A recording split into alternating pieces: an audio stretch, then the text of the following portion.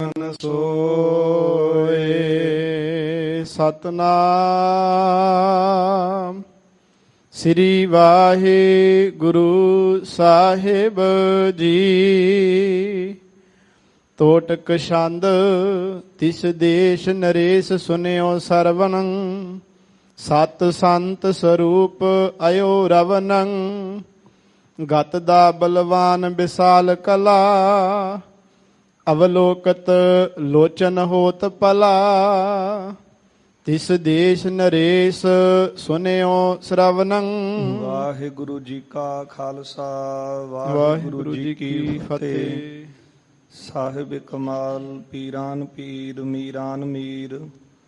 वाली एको लालम सरवरे कायनात। दसां ही पातशाहियों की आत्मक जोत। ਧੰਨ ਧੰਨ ਸ਼੍ਰੀ ਗੁਰੂ ਗ੍ਰੰਥ ਸਾਹਿਬ ਮਹਾਰਾਜ ਸੱਚੇ ਪਾਤਸ਼ਾਹ ਜੀ ਦੀ ਪਾਵਨ ਪਵਿੱਤਰ ਹਜ਼ੂਰੀ ਅੰਦਰ ਗੁਰਦੁਆਰਾ ਮੰਜੀ ਸਾਹਿਬ ਦੀਵਾਨ ਹਾਲ ਸੱਚਖੰਡ ਸ੍ਰੀ ਹਰਿਮੰਦਰ ਸਾਹਿਬ ਸ੍ਰੀ ਅੰਮ੍ਰਿਤਸਰ ਸਾਹਿਬ ਜੀ ਵਿਖੇ ਦਿਨ ਦੇ ਚੌਥੇ ਪਹਿਰ ਦੇ ਸੁੰਦਰ ਦੀਵਾਨ ਚੱਲ ਰਹੇ ਹਨ। ਸਜੇ ਹੋਏ ਦੀਵਾਨਾਂ ਅੰਦਰ ਅਤੀ ਸਨਮਾਨਯੋਗ ਰਾਗੀ ਸਿੰਘਾਂ ਪਾਸੋਂ ਆਪ ਸੰਗਤਾਂ ਨੇ ਅੰਮ੍ਰਿਤਮਈ ਇਲਾਹੀ ਗੁਰਬਾਣੀ ਦਾ ਕੀਰਤਨ ਸਰਵਣ ਕੀਤਾ ਹੈ। ਆਓ ਗੁਰ ਸੰਗਤ ਜੀ, ਹੁਣ ਸਮਾਂ ਹੈ ਜੋ ਚੱਲ ਰਹੀ ਲੜੀਵਾਰ ਗੁਰ ਇਤਿਹਾਸ ਦੀ ਕਥਾ ਆਪਾਂ ਸਰਵਣ ਕਰਦੇ ਆ ਰਹੇ ਹਾਂ। ਪਿਛਲੇ ਦੀਵਾਨਾਂ ਵਿੱਚ ਆਪਾਂ ਸਰਵਣ ਕੀਤਾ ਸੀ ਜਗਤ ਗੁਰੂ ਧੰਨ ਗੁਰੂ ਸ੍ਰੀ ਗੁਰੂ ਨਾਨਕ ਦੇਵ ਸਾਹਿਬ ਸੱਚੇ ਪਾਤਸ਼ਾਹ ਜੀ ਜਗਤ ਜੀਆਂ ਦੀ ਕਲਿਆਣ ਕਰਦਿਆਂ ਹੋਇਆਂ ਸਤਿਗੁਰੂ ਇੱਕ ਨਗਰ ਦੇ ਬਾਰ-ਬਾਰ ਸਤਿਗੁਰੂ ਬਿਰਾਜੇ ਹਨ। ਜਿੱਥੇ ਮਹਾਰਾਜ ਜੀ ਦੇ ਪਾਸ ਚੱਲ ਕੇ ਇੱਕ ਡੂਮ ਆਇਆ, ਉਹਨੇ ਸਤਿਗੁਰਾਂ ਨੂੰ ਆ ਕੇ ਨਮਸਕਾਰ ਕੀਤੀ ਹੈ। ਬੇਨਤੀ ਕਰਨ ਲੱਗਾ ਕਿ ਆਪ ਜੀ ਦਾ ਸਰੂਪ ਰਾਜਿਆਂ ਵਰਗਾ ਮਹਾਰਾਜਿਆਂ ਵਰਗਾ ਸੁਸ਼ੋਭਿਤ ਹੋ ਰਿਹਾ ਹੈ, ਸ਼ੋਭ ਰਿਹਾ ਹੈ। ਆਪ ਕਿਰਪਾ ਕਰੋ ਤੇ ਮੇਰੇ ਗਰੀਬ ਦੇ ਤਾਈਂ ਮੈਨੂੰ ਕੁਝ ਦਾਨ ਦਵੋ, ਮੈਨੂੰ ਕੁਝ ਦਾਤ ਦਵੋ। ਗੁਰਦੇਵ ਮੁਸਕਰਾ ਕੇ ਉਹਨੂੰ ਕਹਿਣ ਲੱਗੇ ਕਿ ਜਿਹੜਾ ਸਾਹਮਣੇ ਰੁੱਖ ਹੈ ਉਸ ਦੀ ਜੜ ਹੇਠਾਂ ਜਾ ਕੇ ਦੇਖ, ਜੋ ਚਾਹੇਗਾ ਉਹ ਪ੍ਰਾਪਤ ਹੋ ਜਾਵੇਗਾ। ਉਹ ਜਿਹੜਾ ਡੂਮ ਸੀ ਮਹਾਰਾਜ ਦਾ ਬਚਨ ਮੰਨ ਕੇ ਰੁੱਖ ਦੀ ਜੜ ਹੇਠਾਂ ਗਿਆ, ਜਾ ਕੇ ਦੇਖਦਾ ਹੈ ਇੱਕ ਸ਼ਰਫੀ ਬੜੀ ਕੀਮਤੀ ਉਹਨੂੰ ਪ੍ਰਾਪਤ ਹੋਈ। ਬੜਾ ਪ੍ਰਸੰਨ ਹੋ ਕੇ ਨਗਰ ਦੇ ਵਿੱਚ ਚਲਾ ਗਿਆ। ਜਿਹੜੇ ਗਰੀਬ ਲੋਕ ਸਨ ਉਹਨਾਂ ਨੂੰ ਜਾ ਕੇ ਵੀ ਦੱਸਿਆ ਹੈ। ਉਹ ਵੀ ਚੱਲ ਕੇ ਮਹਾਰਾਜ ਜੀਆਂ ਦੇ ਪਾਸ ਆਏ। ਜੋ ਜੋ ਭਾਵਨਾ ਲੈ ਕੇ ਆਏ ਸੀ ਸਤਿਗੁਰਾਂ ਨੇ ਪੂਰੀਆਂ ਕੀਤੀਆਂ।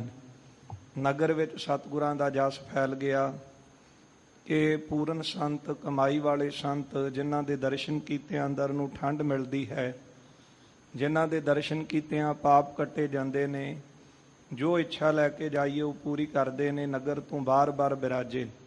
ਸਤਿਗੁਰੂ ਜੀ ਦਾ ਜਸ ਸੁਣ ਕੇ ਸਾਰੇ ਨਗਰ ਵਾਲੇ ਚੱਲ ਕੇ ਮਹਾਰਾਜ ਜੀ ਦੀ ਸ਼ਰਨ ਵਿੱਚ ਆਏ ਨੇ। ਆ ਕੇ ਬੇਨਤੀ ਕਰਦੇ ਹਨ ਕਿ ਸਤਿਗੁਰੂ ਜੀ, ਆਪ ਜੀ ਦਾ ਜਸ ਸੁਣ ਕੇ ਅਸੀਂ ਤੁਹਾਡੀ ਸ਼ਰਨ ਵਿੱਚ ਆਏ ਹਾਂ। ਆਪ ਕਿਰਪਾ ਕਰਕੇ ਸਾਨੂੰ ਉਪਦੇਸ਼ ਦੇਵੋ ਜਿਹਦੇ ਨਾਲ ਸਾਡੇ ਬੰਧਨ ਕੱਟੇ ਜਾਣ। ਇਹ ਸੁਣ ਕੇ ਗੁਰਦੇਵ ਧੰਨ ਗੁਰੂ ਨਾਨਕ ਦੇਵ ਮਹਾਰਾਜ ਜੀ ਨੇ ਉਪਦੇਸ਼ ਦਿੱਤਾ ਹੈ। ਗੁਰਦੇਵ ਕਹਿਣ ਲੱਗੇ, ਸਿਮਰਨ ਕਰੋ, ਪ੍ਰਭੂ ਦਾ ਨਾਮ ਸਿਮਰੋ। ਸਿਮਰਨ ਕਰਨ ਦੇ ਨਾਲ ਪਾਪ ਨਾਸ਼ ਹੋ ਜਾਂਦੇ ਨੇ, ਵਿਕਾਰ ਹਿਰਦੇ ਚੋਂ ਦੂਰ ਹੋ ਜਾਂਦੇ। ਮੌਤ ਨੂੰ ਹਮੇਸ਼ਾ ਯਾਦ ਰੱਖੋ। ਇਹ ਵੀ ਚੇਤੇ ਰੱਖੋ ਕਿ ਜਿਹੜੀ ਉਮਰ ਹੈ ਦਿਨ ਦਿਨ ਕਰਕੇ ਘਟ ਰਹੀ ਹੈ, ਇਹ ਦੇਹੀ ਪੁਰਾਣੀ ਹੁੰਦੀ ਜਾ ਰਹੀ ਹੈ। ਇਸ ਕਰਕੇ ਸੁੱਖਾਂ ਨੂੰ ਦੇਣ ਵਾਲਾ ਇੱਕ ਪ੍ਰਭੂ ਦਾ ਨਾਮ ਹੈ, ਉਹਨੂੰ ਚੇਤੇ ਰੱਖੋ। ਇਹ ਉਪਦੇਸ਼ ਦੇ ਕੇ ਸਤਿਗੁਰੂ ਜੀ ਨੇ ਚਰਨ ਪੌਲ ਦਿੱਤੀ ਹੈ। ਭਾਈ ਬਾਲਾ ਜੀ ਨੇ ਸਾਰਿਆਂ ਨੂੰ ਗੁਰਦੇਵ ਦੀ ਚਰਨ ਪੌਲ ਛਕਾਈ ਹੈ। ਇਉਂ ਗੁਰੂ ਜੀ ਨੇ ਨਗਰ ਦੇ ਲੋਕਾਂ ਨੂੰ ਸਿੱਖ ਕੀਤਾ ਹੈ। ਮਹਾਰਾਜ ਜੀਆਂ ਦਾ ਜਸ ਸੁਣ ਕੇ ਨਗਰ ਦਾ ਰਾਜਾ ਜਿਸ ਤਰ੍ਹਾਂ ਸਤਿਗੁਰੂ ਜੀ ਦੀ ਸ਼ਰਨ ਵਿੱਚ ਆਉਂਦਾ ਹੈ, ਉਪਦੇਸ਼ ਲੈ ਕੇ ਇਹ ਵੀ ਸਿੱਖ ਬਣਦਾ ਹੈ। ਜਿਸ ਤਰ੍ਹਾਂ ਕਿ ਲੜੀਵਾਰ ਕਥਾ ਆ ਰਹੀ, ਆਓ ਗੁਰ ਸੰਗਤ ਜੀ ਮਨ ਬਿਰਤੀਆਂ ਗੁਰੂ ਚਰਨਾਂ ਵਿੱਚ ਜੋੜੀਏ। ਸਤਿਗੁਰੂ ਸਾਹਿਬ ਜੀ ਦੀ ਜੋ ਅੰਮ੍ਰਿਤਮਈ ਜੀਵਨ ਕੌਤਕਾਂ ਦੀ ਕਥਾ ਹੈ, ਇਸ ਅੰਮ੍ਰਿਤ ਨੂੰ ਕੰਨਾਂ ਨੂੰ ਡੂਨੇ ਬਣਾ ਕੇ ਪੀਣ ਦਾ ਯਤਨ ਕਰੀਏ।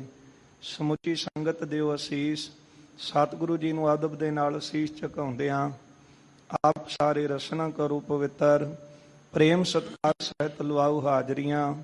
ਉਚਾਰਨ ਕਰੋ ਜੀ। ਸਤਿਨਾਮ ਸ੍ਰੀ ਵਾਹਿਗੁਰੂ ਸਾਹਿਬ ਜੀ। ਸਤਿਨਾਮ ਸ੍ਰੀ ਵਾਹਿਗੁਰੂ ਸਾਹਿਬ ਜੀ। ਤੋਟਕ ਛੰਦ ਤਿਸ ਦੇਸ਼ ਨਰੇਸ਼ ਸੁਨਿਓ ਸ਼ਰਵਨੰ।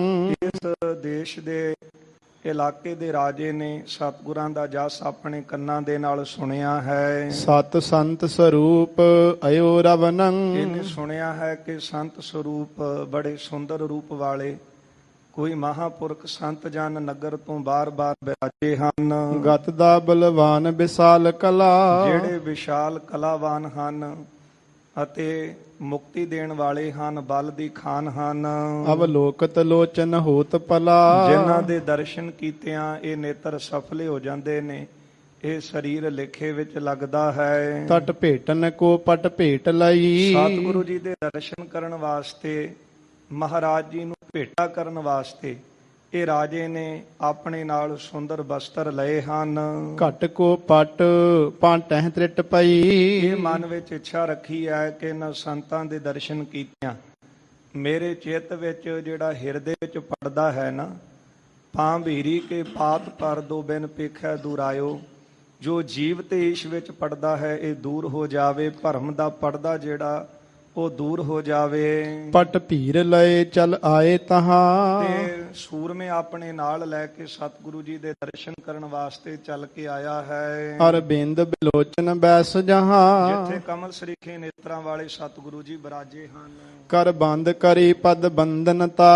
ਤੇ ਆ ਕੇ ਸਤਿਗੁਰਾਂ ਦੇ ਚਰਨਾਂ ਦੇ ਵਿੱਚ ਰਾਜੇ ਨੇ ਨਮਸਕਾਰ ਕੀਤੀ ਹੈ। ਚਖ ਸੋ ਮੁਖ ਦੇਖ ਆਨੰਦਵਤਾ। ਨੇਤਰਾਂ ਦੇ ਨਾਲ ਨੇਤਰਾਂ ਨੂੰ ਚਕੋਰ ਬਣਾ ਕੇ ਸਤਿਗੁਰਾਂ ਦੇ ਦੀਦਾਰ ਕਰਦਾ ਹੈ। ਜਦੋਂ ਨੇਤਰਾਂ ਦੇ ਨਾਲ ਦਰਸ਼ਨ ਕੀਤੇ ਨੇ, ਹਿਰਦੇ ਨੂੰ ਬੜਾ ਆਨੰਦ ਪ੍ਰਾਪਤ ਹੋਇਆ, ਸੁਖ ਪ੍ਰਾਪਤ ਹੋਇਆ ਹੈ। ਪਨਿਆਨਨ ਬੇਨਤ ਦੀਨ ਮਨੰ। ਆਪਣੇ ਮਨ ਨੂੰ ਦੀਨ ਬਣਾ ਕੇ ਨਿਮਾਣਾ ਹੋ ਕੇ ਸਤਿਗੁਰਾਂ ਨੂੰ ਬੇਨਤੀ ਕਰਨ ਲੱਗਾ। ਉਪਕਾਰ ਕੇ ਹੇਤ ਧਰਿਓ ਸੋ ਤਨੰ। ਕਿ ਮਹਾਰਾਜ ਆਪ ਜੀ ਨੇ ਸਾਡੇ ਵਰਗੇ ਜੀਵਾਂ ਦੇ ਉਧਾਰ ਵਾਸਤੇ, ਸਾਡੀ ਕਲਿਆਣ ਵਾਸਤੇ, ਸਾਡਾ ਪਾਰ ਉਤਾਰਾ ਕਰਾਉਣ ਵਾਸਤੇ ਇਹ ਵੱਡਾ ਉਪਕਾਰ ਕਰਨ ਦੇ ਲਈ ਆਪ ਜੀ ਨੇ ਦੇਹ ਧਾਰੀ ਹੈ। ਉਪਦੇਸ਼ ਦਿਜੈ ਨਿਜ ਸਿੱਖ ਕਰੋ। ਐ ਮਹਾਪੁਰਖੋ ਸੰਤ ਜਨੋ, ਆਪ ਜੀ ਕਿਰਪਾ ਕਰਕੇ ਆਪਣਾ ਉਪਦੇਸ਼ ਦੇਵੋ। ਆਪਣਾ ਉਪਦੇਸ਼ ਦੇ ਕੇ ਸਾਨੂੰ ਆਪਣੇ ਸਿੱਖ ਬਣਾ ਲਓ। ਪਵ ਬੰਦ ਅਮਕਨ ਮੈਲ ਹਰੋ। ਜਿਹੜੇ ਸਾਡੇ ਜਨਮ ਮਰਨ ਦੇ ਬੰਧਨ ਨੇ ਉਹ ਕੱਟੇ ਜਾਣ। ਆਪ ਜੀ ਦੇ ਦਰਸ਼ਨਾਂ ਦੇ ਨਾਲ ਜਿਹੜੀ ਪਾਪਾਂ ਦੀ ਮੈਲ ਹੈ ਉਹ ਦੂਰ ਹੋ ਜਾਵੇ। ਸੁਨ ਕੀਰਤ ਕੋ ਸ਼ਰਦਾ ਤਰਕੈ। ਸਤਿਗੁਰੂ ਜੀ ਆਪ ਜੀ ਦੀ ਕੀਰਤੀ ਸੁਣ ਕੇ, ਤੁਹਾਡਾ ਜਸ ਸੁਣ ਕੇ ਮੈਂ ਸ਼ਰਧਾ ਦੇ ਨਾਲ ਤੁਹਾਡੇ ਕੋਲ ਆਇਆ ਹਾਂ। ਭਗਿਆਨ ਗਹੇ ਜਮ ਤੇ ਡਰ ਕੈ। ਜਮਾਂ ਤੋਂ ਬਹੁਤ ਡਰ ਲੱਗਦਾ ਹੈ, ਇਸ ਲਈ ਆਪ ਜੀ ਦੇ ਚਰਨਾਂ ਨੂੰ ਆ ਕੇ ਫੜਿਆ ਹੈ। ਸੁਨ ਕੇ ਸੁਖ ਦਾਨ ਭਨੇ ਬਚਨਾ। ਸੁੱਖਾਂ ਦੇ ਦਾਤੇ ਸਤਿਗੁਰੂ ਜੀ ਨੇ ਇਸ ਰਾਜੇ ਦੀ ਬੇਨਤੀ ਨੂੰ ਸੁਣਿਆ ਤੇ ਮਹਾਰਾਜ ਜੀ ਉਪਦੇਸ਼ ਦੇਣ ਲੱਗੇ ਹਨ। ਜਿਨ ਮੈਂ ਗਤ ਦੇਵਨ ਕੀ ਰਚਨਾ। ਜਿਨ੍ਹਾਂ ਬਚਨਾਂ ਦੇ ਵਿੱਚ ਮੁਕਤੀ ਦੇਣ ਵਾਲੇ ਸਤਿਗੁਰਾਂ ਦੇ ਬਚਨ ਹਨ, ਜਿਨ੍ਹਾਂ ਨੇ ਗੁਰੂ ਸਾਹਿਬ ਦੇ ਬਚਨਾਂ ਨੂੰ ਸੁਣ ਕੇ ਕਮਾਇਆ ਹੈ, ਉਹ ਹੀ ਮੁਕਤ ਹੋਏ ਹਨ, ਸੰਸਾਰ ਸਾਗਰ ਤੋਂ ਹੀ ਤਰੇ ਹਨ। ਸੁਖ ਮੈਂ ਦੁਖ ਮੈਂ ਨਿਤ ਨਾਮ ਭਜੋ। ਜਦੋਂ ਰਾਜੇ ਨੇ ਨਿਮਾਣੇ ਹੋ ਕੇ ਆ ਕੇ ਬੇਨਤੀ ਕੀਤੀ ਹੈ ਨਾ ਕਿ ਗੁਰਦੇਵ ਕਿਰਪਾ ਕਰੋ, ਆਪ ਜੀ ਨੂੰ ਪੂਰਨ ਸੰਤ ਜਾਣ ਕੇ ਸ਼ਰਨ ਵਿੱਚ ਆਇਆ ਹਾਂ, ਜਮਾਂ ਤੋਂ ਡਰ ਲੱਗਦਾ ਹੈ। ਆਪ ਐਸਾ ਉਪਦੇਸ਼ ਦੇਵੋ ਜਿਹਦੇ ਨਾਲ ਮੇਰੇ ਬੰਧਨ ਕੱਟੇ ਜਾਣ, ਜਿਹੜੇ ਪਾਪ ਨੇ ਉਹ ਨਾਸ ਹੋ ਜਾਣ। ਤੇ ਸਤਿਗੁਰੂ ਮਿਹਰ ਦੇ ਘਰ ਵਿੱਚ ਆਏ ਤੇ ਗੁਰਦੇਵ ਨੇ ਇਹ ਪਾਵਨ ਉਪਦੇਸ਼ ਦਿੱਤਾ ਹੈ। ਗੁਰਦੇਵ ਕਹਿਣ ਲੱਗੇ, ਸੁਖ ਮੈਂ ਦੁੱਖ ਮੈਂ ਨਿਤ ਨਾਮ ਭਜੋ। ਭਾਵੇਂ ਸੁੱਖ ਹੋਵੇ ਭਾਵੇਂ ਦੁੱਖ ਹੋਵੇ, ਕਦੇ ਨਾਮ ਦਾ ਜਿਹੜਾ ਆਸਰਾ ਹੈ, ਨਾਮ ਦੀ ਟੇਕ ਨੂੰ ਇਹਨੂੰ ਛੱਡਣਾ ਨਹੀਂ। ਕਿਉਂਕਿ ਮੈਂ ਗੁਰਬਾਣੀ ਆਧਾਰ ਹੈ, ਗੁਰਬਾਣੀ ਲਾਗ ਰਹਾਓ। ਤਾਈਓ ਤਾਂ ਰਹਿਤ ਮਰਿਆਦਾ ਦੇ ਵਿੱਚ ਵੀ ਆਪਾਂ ਜਨਮ ਵੇਲੇ ਵੀ ਆਨੰਦ ਪੜ੍ਹਦੇ ਹਾਂ, ਵਿਆਹ ਕਾਰਜ ਵੇਲੇ ਵੀ ਆਨੰਦ ਪੜ੍ਹਦੇ ਹਾਂ, ਤੇ ਜਦੋਂ ਅੰਤਮ ਰਸਮ ਹੁੰਦੀ ਹੈ ਉਦੋਂ ਵੀ ਆਨੰਦ ਸਾਹਿਬ ਦਾ ਜਾਪ ਕੀਤਾ ਜਾਂਦਾ ਹੈ। ਸਮਾਂ ਭਾਵੇਂ ਕੈਸਾ ਵੀ ਹੋਵੇ, ਪਰ ਹਮੇਸ਼ਾ ਪ੍ਰਭੂ ਦੇ ਸਿਮਰਨ ਦਾ ਲੜ ਫੜ ਕੇ ਰੱਖਣਾ ਹੈ। ਕਿਉਂਕਿ ਜਿਹੜਾ ਪ੍ਰਭੂ ਦਾ ਸਿਮਰਨ ਹੈ ਨਾ, ਇਹ ਸਾਡਾ ਆਧਾਰ ਹੈ, ਸਾਡਾ ਆਸਰਾ ਹੈ। ਤਾਈਓ ਗੁਰਦੇਵ ਨੇ ਅਲਾਣੀਆਂ ਦਾ ਪਾਠ ਸਾਨੂੰ ਦਿੱਤਾ ਤੇ ਜਿਹੜਾ ਅਲਾਣੀਆਂ ਦਾ ਪਾਠ ਸੀ, ਜਦੋਂ ਕੋਈ ਪ੍ਰਾਣੀ ਚੜ੍ਹਾਈ ਕਰਦਾ ਹੈ ਤੇ ਜਦੋਂ ਕੋਈ ਮਨ ਬਹੁਤ ਦੁਖੀ ਹੋਵੇ ਤੇ ਉਸ ਦੁੱਖ ਦੇ ਉੱਤੇ ਮਲਮ ਦਾ ਕੰਮ ਕਰਦਾ ਹੈ, ਇਹ ਪ੍ਰਭੂ ਦਾ ਸਿਮਰਨ। ਇਸ ਲਈ ਗੁਰਦੇਵ ਕਹਿੰਦੇ ਹਨ, ਸਭ ਤੋਂ ਪਹਿਲਾਂ ਇਹ ਉਪਦੇਸ਼ ਆਪਣੇ ਹਿਰਦੇ ਵਿੱਚ ਵਸਾਵੋ। ਸੁਖ ਮੈਂ ਦੁੱਖ ਮੈਂ ਨਿਤ ਨਾਮ ਭਜੋ। ਭਾਵੇਂ ਸੁਖ ਹੈ ਭਾਵੇਂ ਦੁੱਖ ਹੈ, ਜੇ ਸੁਖ ਹੈ ਤੇ ਨਾਮ ਜਪਾਂਗੇ, ਸਿਮਰਨ ਕਰਾਂਗੇ ਤੇ ਸੁਖ ਹੋਰ ਵਧੇਗਾ।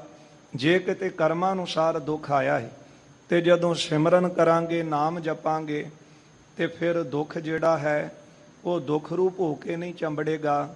ਫਿਰ ਕੇਵਲ ਕਰਮਾਂ ਅਨੁਸਾਰ ਆਇਆ ਦੁੱਖ ਮਨ ਦੇ ਉੱਤੇ ਅਸਰ ਨਹੀਂ ਕਰ ਸਕਦਾ, ਕਿਉਂਕਿ ਭਗਤ ਜੀ ਦੇ ਬਚਨ ਬਾਣੀ ਅੰਦਰ ਪੜ੍ਹਦੇ ਹਾਂ ਕਿ ਇਹ ਜਿਹੜੇ ਦੁੱਖ ਹਨ ਇਹ ਸਰੀਰ ਤੇ ਤਾਂ ਅਸਰ ਕਰ ਸਕਦੇ ਨੇ, ਪਰ ਭਗਤ ਜਨਾਂ ਦੇ ਕਦੇ ਮਨ ਤੇ ਅਸਰ ਨਹੀਂ ਕਰਦੇ। ਮਨ ਨਾ ਡਿੱਗੈ ਤਨ ਕਾਹੇ ਕੋ ਡਰਾਏ। ਇਸ ਲਈ ਪਿਆਰਿਓ, ਸੁਖ ਦੇ ਵਿੱਚ ਦੁੱਖ ਦੇ ਵਿੱਚ ਹਮੇਸ਼ਾ ਨਾਮ ਜਪੋ, ਭਜਨ ਕਰੋ। ਸਤ ਸੰਗਤ ਪ੍ਰੀਤ ਹਿਰਦੈ ਨ ਤਜੋ।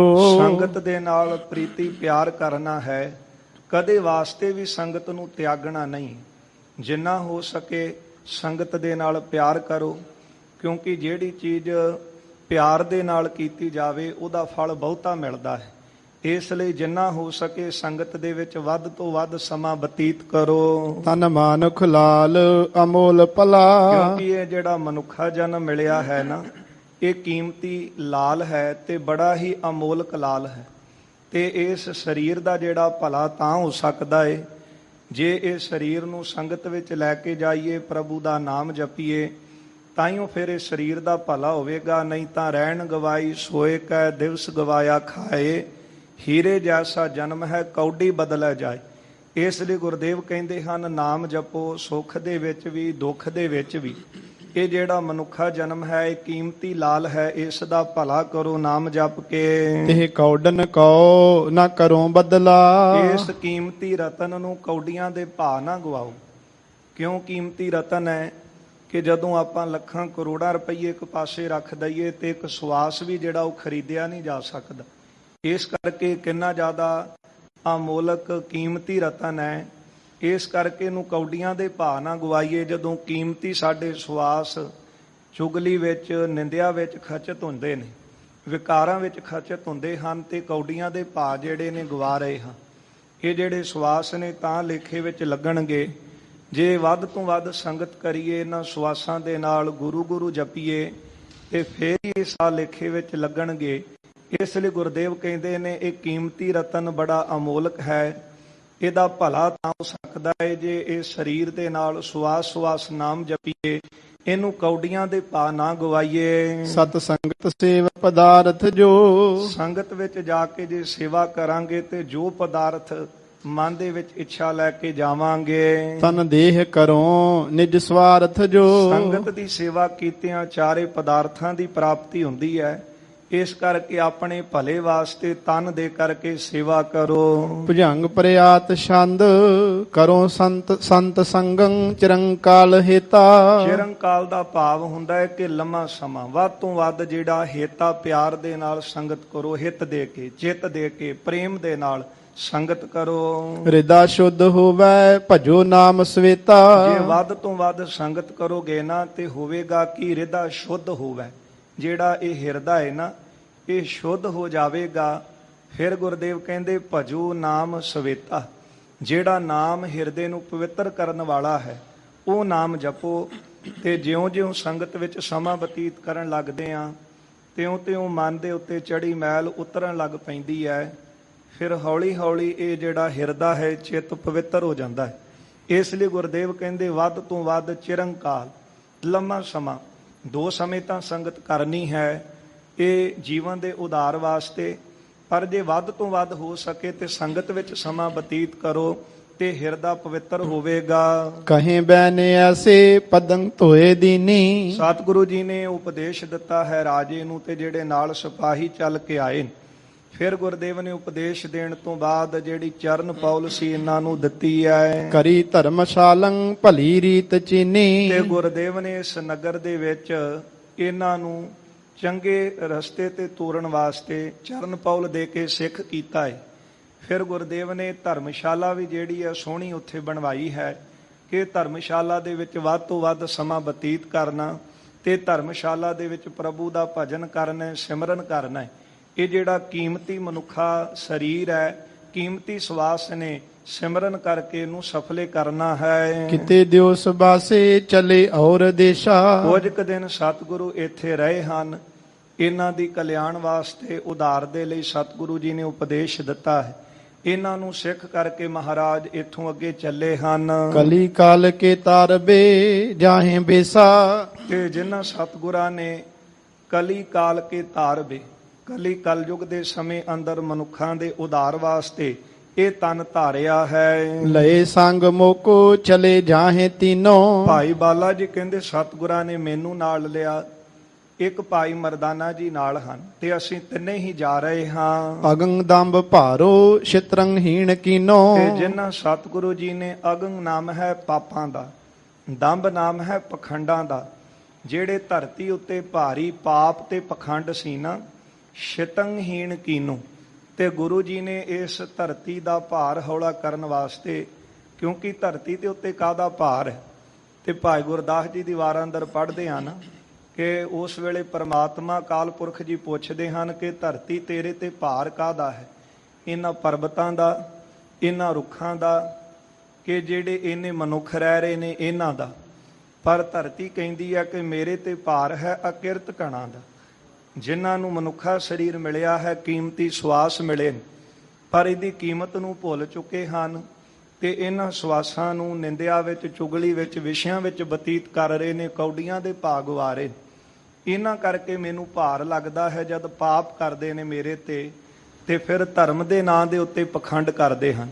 ਸਤਿਗੁਰੂ ਜੀ ਨੇ ਇਹ ਤਨ ਧਾਰਿਆ ਹੈ ਜੀਵਾਂ ਦੇ ਉਧਾਰ ਵਾਸਤੇ, ਪਖੰਡਾਂ ਨੂੰ ਤੇ ਪਾਪਾਂ ਨੂੰ ਨਾਸ਼ ਕਰਨ ਵਾਸਤੇ। ਟੋਟਕ ਛੰਦ ਜਿਹੇ ਨਾਮ ਮੁਨਾਫਿਕ ਦੇਸ਼ ਹੈ। ਸਤਿਗੁਰੂ ਜੀ ਚੱਲ ਕੇ ਅੱਗੇ ਗਏ ਹਨ ਤੇ ਇੱਕ ਮੁਨਾਫਿਕ ਨਾਮ ਦਾ ਦੇਸ਼ ਆਇਆ ਹੈ। ਹਰ ਨਾਮ ਬਹੀਨ ਅਧੀਨ ਰਹੈ। ਹੁਣ ਸੰਗਤ ਜੀ ਇਹ ਜਿਹੜੇ ਮੁਨਾਫਿਕ ਦੇਸ਼ ਦੇ ਲੋਕ ਸਨ, ਹਰ ਨਾਮ ਬਹੀਨ ਅਧੀਨ ਰਹੈ, ਇਹਨਾਂ ਨੂੰ ਨਾਮ ਦੀ ਕੋਈ ਸੋਝੀ ਨਹੀਂ ਸੀ।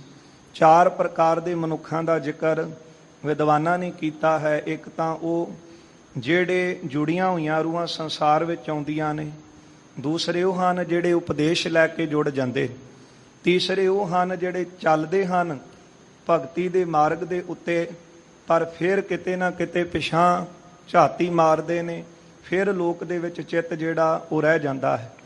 ਪਰ ਚੌਥੇ ਕਿਸਮ ਦੇ ਇਨਸਾਨ ਉਹ ਹਨ ਕਿ ਜਿਹੜੇ ਕਦੇ ਚੱਲਦੇ ਨਹੀਂ। ਤੇ ਪੰਜਵਿਆਂ ਦਾ ਜ਼ਿਕਰ ਵਿਦਵਾਨ ਕਰਦੇ ਨੇ, ਉਹ ਲੋਕ ਜਿਨ੍ਹਾਂ ਨੂੰ ਪਰਮਾਰਥ ਦੀ ਕੋਈ ਵੀ ਸੋਝੀ ਨਹੀਂ ਹੈ।